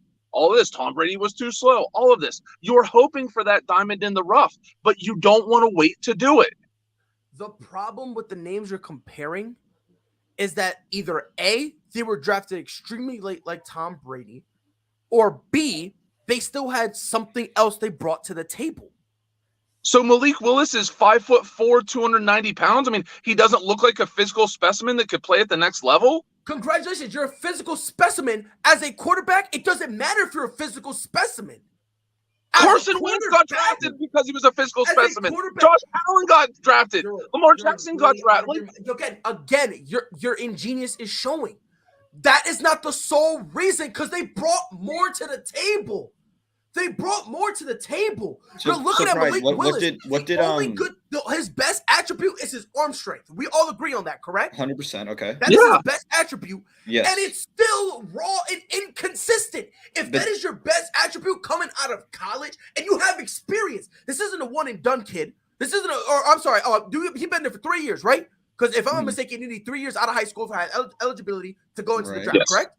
He's been there for 3 years. 3 years. And if your best attribute is still raw, your best attribute is still something you cannot depend on, what are we talking about here? So would you say that about Lamar Jackson's legs? Amon, you know my stance on Lamar Jackson. You know my stance on Lamar Jackson. Ryan's never been a Lamar guy, but I'm going to say this. About Patrick Mahomes. Everyone was questioning his arm. Is it going to be consistent enough? Can it hold up? And Josh Allen, the same thing. So I think that part of your argument loses a little bit of validity there. Amon, it would if that's the only thing they brought to the table. But I think Malik Willis, I think you're underrating his ability to move around and make plays with his legs, because he's done that consistently at Liberty. Amon, is that his best attribute? No, but he brings it to the table. I understand he brings that to the table. But if your best attribute is your arm strength, sure, and it's stupidly raw and extremely inconsistent to the point that you can't trust your arm strength because it's that inconsistent, and that's your best attribute, that's a cause for concern. Right, but same thing with Mahomes and Allen. Their best attribute was their arm, and they were incredibly. But that wasn't their best attribute at the time. It was. Patrick Mahomes got drafted because of his arm. For Patrick Mahomes, probably. But even then, he still brought more to the table. His arm strength wasn't that raw. He still brought more to the table. It was very raw. That's why people were not as raw as Willis. I don't care what nobody says. Okay, maybe not as raw as Willis, but again, the point I think is that just because it's raw doesn't mean it can't be developed. And I think if you're willing to let him sit for 3 years, I don't see why he can't be the guy. Again, I'm not saying he will, but if you're the Panthers, you don't have anything going for you. Sam Darnold clearly hasn't been the guy yet. I don't know why you wouldn't. Or if you're Seattle, you can afford to wait. If you're a team that can afford to wait right now and we're willing to put the time in, I don't see why or what's stopping him from becoming Mahomes or Allen right now. Again, I'm not saying he will, but I don't see what. I'm not saying you're not, but you're basically asking why not take the chance on him, and it's simple. It's simple, right?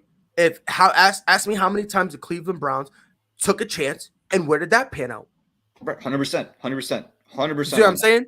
100%. And again, same thing with the Houston Texans before they got Deshaun Watson. Right. How did that pan out? Right. The Miami Dolphins before they got Tua, which even then they're not. We don't know yet, right? Either. So we don't even know really what we got with Tua. Right. But and again, I wouldn't take a quarterback in the first round, but someone is going to. So if I'm Carolina, am I willing to wait? Right. If I'm willing to lose this guy, because I don't think anybody else there is close to Malik Willis at this point. Maybe Matt Corral, but he got hurt, and apparently he might have an attitude issue. I don't know. So if I'm Carolina and I think Malik Willis is head and shoulders above the rest of the draft class, and if I try to wait till the second round, like you said, if I'm Tampa or if I'm Green Bay, maybe one of these teams may go sit there in the back and say, why not take a guy we can develop and wait 3 years for and then ready to plug in? So And again, I'm on. When I started this, I said there's probably gonna be a team that reaches. Right. There's probably going to be. There's gonna be a team that reaches. However, I would fire them. And that I would disagree with you on. Like I said when I started. And that's fine. You can disagree. Right. That's fine. I'm still firing them.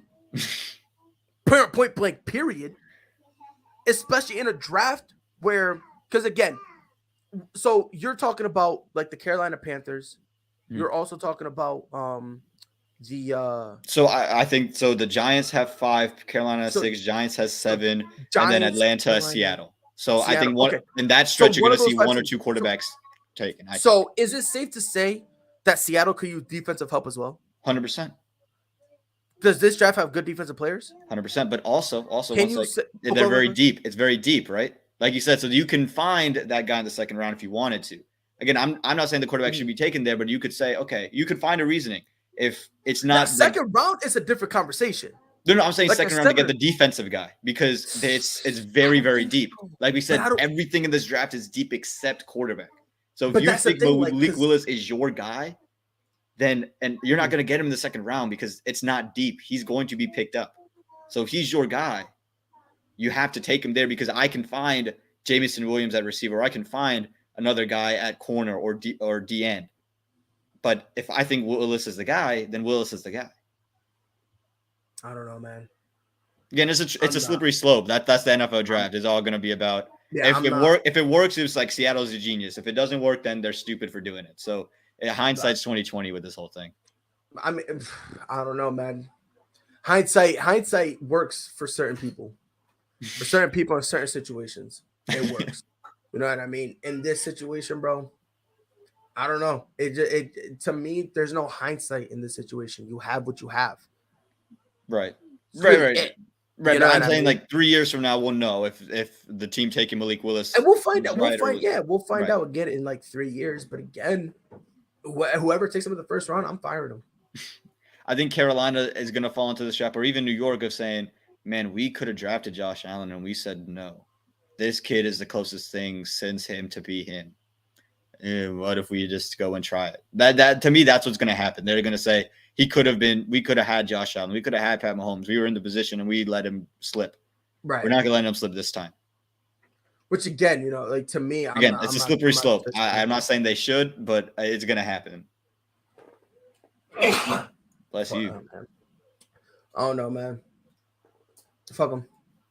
But speaking of quarterbacks, I don't know if you heard about Sam Darnold. That's the thing I want to touch on today. He was on a show a couple of days ago, and he basically was asked about his future with the Panthers. Yep. They asked him, you know, how do you think it's going to pan out? All that stuff, you know, just basically generic questions they usually ask young-ish quarterbacks and all that stuff. And Sam Darnold basically came out and said, look, it doesn't matter. I'm good with whatever happens. This is the quote that people got crazy over. Mm-hmm. I'm a good quarterback. Fans sent me this quote, by the way. A Panthers fan sent me this video with this quote. Yes. I'm a good quarterback. I've proved it. Yeah. This is coming from a Sam Darnold guy who I felt like in New York, he kind of got the short end of the stick. 100%. And I feel like what happened with Carolina exposed Carolina, but also exposed him as well. In a way. I think everybody in this situation kind of got exposed. So, Amon, first of all, with him calling himself a good quarterback, what do you think? Do you believe him? You think he's out of his mind? Like, what are your thoughts with him? First off, just saying I'm a good quarterback and I have proved it. I like him saying I'm a good quarterback. I like the confidence. I don't want my guy to say, yeah, I'm not good. I suck. You know, It's like if you say that, no, you can't play. I proved it part, you haven't yet. I'm just going to be honest with you. I watched you in New York and I saw the flashes. I said, if you could just set up a team, something's going to be there. Okay, you get moved. I was like, Carolina, I still believe. And there were flashes during the year, but there wasn't any consistent thing that I said, yeah, he's proved it to me yet. So the I proved it part I take exception to. The good quarterback, again, you have to have that confidence for it, right? I don't knock him for having the confidence there. I do. Again, I agree with you. When it comes to being a quarterback, and you want to say, yeah, you know, I'm good, you know, like, okay, I get it. He could have said, you know, I'm kind of there, but I still need to work on things, and I think that would have rubbed people off a little bit better. But I don't have a problem with him saying like I'm a good quarterback. I think the I proved it part is what's that's to me what baffles my head. Yep. Because you just haven't been consistent enough. Yeah. You just have and I've said this before. What he does he does those plays that only Patrick Mahomes can make. 100%. Those the side arm running to his left, going back right again in New York, like unbelievable. 100%. Like it's one of those things where like he is by far does some of the greatest plays in the NFL. Yes. But then he follows it up by throwing straight to the defender. Like he'll throw it straight to the defender who's in like I would call it double coverage, but it's not. They're playing zone and there's no receiver in sight. Yeah. So it's like Yeah, and again, I agree with you. I love him saying I'm a good quarterback. Because again, you know, you want your guy having confidence. I get it. But the I proved it part. Yeah. If you proved it, my thing with that is if anything, you prove that you're inconsistent. If you proved anything at all. Yeah. Because you'll go and you'll pop up, do your thing. And then again, the next play is just like it's very up and down with Baker. It's literally a roller coaster. Mm-hmm. And again, like I said, this is coming from a Sam Darnold guy. Like I said, in the I was Jets, too. I just thought he took, I thought he got screwed a little bit. I said the Jets shouldn't take a quarterback. I said run with Sam Darnold and go get yourself a lineman. That's what I said.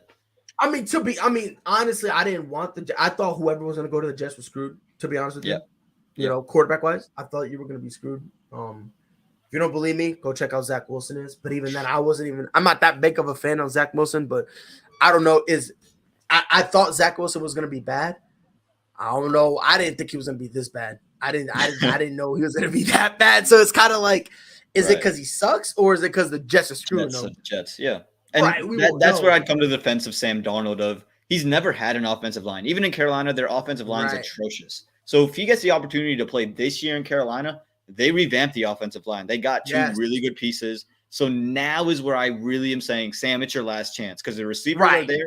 Right, DJ Moore, I don't care what you think. He's going to be good. He's solid at the very minimum. Robbie Anderson is there. Right, Robbie Anderson is there. You're still going to have some form of CMC, and you're going to have Chuba. So you're going to have some sort of a run game. All right, figure something out. If you are inconsistent this year, then you've got to go.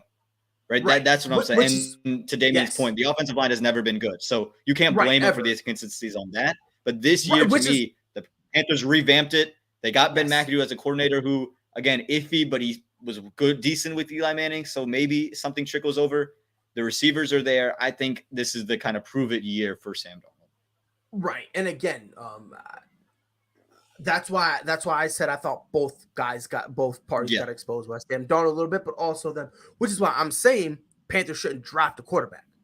You know what I mean? Like, right. And I would, you know what I mean? I would draft. Let's get you the old line settled. Let's fix that. I 100% agree. You know what I mean? Let's fix up that offensive line. Give Sam Darnold one more chance. And if it doesn't work, then next year you can get a quarterback. And at the bare minimum, you can say, you know what? It sucks, but guess what? Not only do we have a quarterback that we believe in, but guess what? We got a line that can protect him.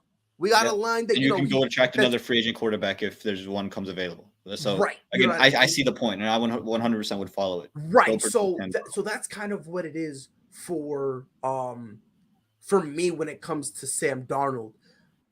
I'm very curious to see where he goes from here. I'm with you. I believe this is going to be the last chance that we can start kind of giving him excuses. Like, again, do they need to give him a line? 110% they do. But at the same time, Sam Darnold, you need to understand you don't have a line. Stop patting the ball and trying to look for those home run plays, which again is one of the big knocks I have against him. You can't keep trying to find the home run play when you know the play itself, it's going to take me about 3 seconds for the play to unleash or to open up so that I can see what's going on. Yeah. And again, and again, that's only 3 seconds just for the play to start forming so you see what's going on for those deep plays I'm talking about. Yes. And then when you see that happening, you now have 1 second to make a decision. And now you're kind of stalling it for like two more seconds, 3 more seconds, because you want Robbie to hit that good clean break so you can hit him in stride. But all of a sudden you're getting hit. You know what I mean? Meanwhile, you had the running back, not Christian McCaffrey, the backup. Chuba Hubbard. You got Chuba Hubbard in the flat, just kind of waiting like, yeah. I mean, I'm not getting the first down, but I'm getting 5 yards. And instead of it being, 3rd and 15, we now have a 3rd and 5, 3rd and 4 available. Where now, instead of having to go deep again, back to back where the defense knows it, you now can open up the playbook a little more and now say, Robbie, you're not going deep, you're staying low. DJ, I want you to go mid. So that way, let's work on getting the first down. Yeah. And for me, that's the biggest knock I've always had on Sam Darnold. He basically, it's like Carson Wentz-ish, Yeah, it's a lot of these quarterbacks. And again, I think it speaks to Tom Brady's greatness in the sense he understands the situation and says, okay, crap, I'm just going to check it down. I don't need to go and hit the home run. And that's where you see a lot of people have a lot of success. Again, for for Sam Darnold, this is it, man. You have all the talent in the world. And ideally, I would have liked to seen you on Cleveland because I thought you would have been better than Baker in Cleveland. I'm going to be honest. You give him a line, you give him the weapons. I think he would have been better than Baker in Cleveland. More athletic, bigger arm. And that's just me. You can agree or disagree, but you don't have that situation. That's actually one I'm gonna have to think about that. I'll let you know on Monday. I actually got to sleep on that one for a minute. Again, I've been screaming it. So now you have 2 good offensive linemen. So this is your year. No matter who the Panthers draft, you're gonna have 2 of them. You're gonna have 2 of them, the same weapons, another year in the system. And if they draft a quarterback, this is it for me, right? This is all I got. So you got to leave it all out there. And if you don't perform well here, you have no other job in the NFL. You're going to be like Josh Rosen, just out of it. So that's it. Figure it out. That's all it is. Right. And that's kind of, the situation that he finds himself in. It sucks. But at the same time, when you put yourself in that position, brother, it is what it is. And again, people always bring up the offensive line. But here's the thing, like, I'm not going to say you can easily counter it. But there's things you can do to try to help throw the ball away. Check it down. Throw the ball, check downs. Like, because everyone knows you have a bad offensive line. You know what I mean?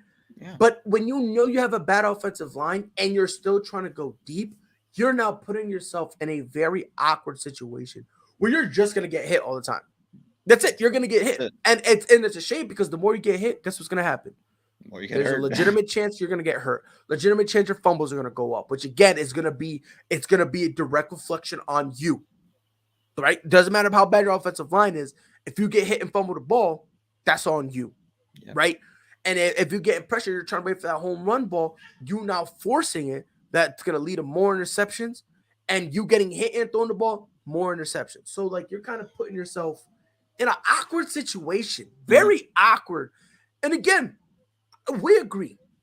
I love him saying, I'm a good quarterback. I love him saying that. And I agree with you. If he said, hey, I'm confident in my abilities, but I can always get better, I think that would have been more palatable for people. Yeah. Not even palatable. I think that should have been what response. He said. I think that should have been the legitimate response. Again, even if he says, I'm a good quarterback, it's the last half that's just it. Rubbing people. It's just the last half. Yeah, it's just the I proved it part that makes me step back and go, Samuel. Samuel. Maybe at SC you proved it, but in the NFL, I think that's probably what he's thinking about. Yeah. But again, it's like, you proved you're a good quarterback in college. You know who else did it? Josh Rosen. Where's he at now? He's on the practice squad. Baker Mayfield. He's about to get cut. He's on the verge of getting cut. God knows what's gonna happen to Baker Mayfield. But again, you know what I mean? Like Jimmy Garoppolo kind of proved it. Now look, he broke all of Tony Romo's records at Eastern Illinois. So right. So it's it's very iffy. Again, if it was up to me, if I was his PR guy, I would say, look, you're a good quarterback. It is what it is. Let's move on. God bless him, though. God bless him. I want to be like him when I grow up, though. That type of bold, that bold confidence, bro. Bless his heart. Pride, I think you got it. I think you got him beat. I'm gonna be honest with you. What? The confidence? Yeah. Probably. I think you got him beat. I might. At least on the show, you got him beat. I don't know what it is in real life. I know that your kids kind of boss you around, but in real life, outside of my fiance and kids, I'm still bold. Okay, yeah. So you got outside of them though, because I think everyone knows my kids bitch me out all the time, and then my fiance just beats the bricks off me. So it's like, You know what I mean? It's like someone's got to keep you in check, right? Yeah, and apparently I have 3 because I guess I'm that much of a handful. One's not enough. Right, I guess so. You're bold enough for 3 people, so 3 people. I guess so. Yeah, I guess I was. Even though I helped create 2 of them, but hey, fuck pride, I guess, whatever.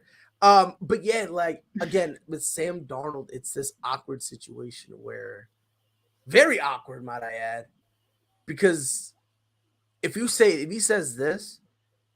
And then the Panthers move on from him. Is there another team that'll touch him? No one touched Josh Rosen. Like people had him on the practice squad, and Tampa said, "Okay, we're good." San Francisco said, "Okay, we're good." And Josh Rosen to me, I thought Tampa on the practice squad. I don't think he ever found his way back to Tampa. I could be wrong about that, but I remember Tampa picked him up, and then the Niners picked him up because again, once you have 2 chances, once you have 2 places you're at, and they don't want you anywhere near it, they're not giving you another opportunity. It's not like he's gonna be a bridge guy. It's not like he's Tyrod Taylor where he played well and he can be a bridge, or he's Teddy Bridgewater. No, he's not even that. Like it's not going to happen unless you're going to go for $5 million somewhere. Even then, I'm not sure you take on Sam Darnold. So look, this is it for him. I think he's on the Falcons. On the Falcons again, he can bounce around the practice squad, and that's what he'll be doing. No, he's actually active. He's active. Was that just because they traded Matt Ryan? They probably did that. No, that's probably what it is. They probably did that. Got Mariota, was like, oh wait, hold on, Mariota's our only quarterback. Oh, quick, Josh Rosen, get back in. Oh, bless his heart, dude. I remember when he got drafted. And he said they made 6 mistakes. Oh my God. 6 mistakes. And then he corrected him. He said, sorry. They made 3 mistakes. My fault. They made 3 mistakes. Yo, what a legend. What a legend, man. He said, I swear to God, we're going to win Super Bowls. Bro, he was about it. And then all of a sudden, he started bouncing around. He spent 1 year in Arizona before they drafted Kyler Murray? 1 year in Arizona, 1 year in Miami. And then bless. And honestly, I think he got the short end of the stick in Arizona. I'm gonna be honest. The coach didn't want him, and Kyler Murray's better. So I thought, okay, he goes to Miami. Maybe they give him something. And then I was like, yeah, this ain't it. I saw Miami. I said, no, this ain't it for me. Yep. Yeah, 100%. That's what a time, bro. What a time to be alive. What a time indeed. All right, let's wrap it up, man. I'm about to get in trouble. I'm about to get yelled at. It's been ASAP in the morning. Leaking into the afternoon. It's been an honor. Aman, thank you for being here, bro. Thank you. Always open door policy with you. Come in whenever you feel like, brother. I'm back for everyone who was here. Let me make sure I got all the names. Joe, because Joe was here. Sam, Rob, Aman, Chris. That's everyone, right? That's all I saw on there. That's everyone. Yeah, that's everyone. I wanted to make sure that's 5 of them. 5 time. No, let me stop. And your boy Pride will be back here on Monday, 10 a.m. Eastern, 9 Central. Until then, y'all know what to do. Be safe.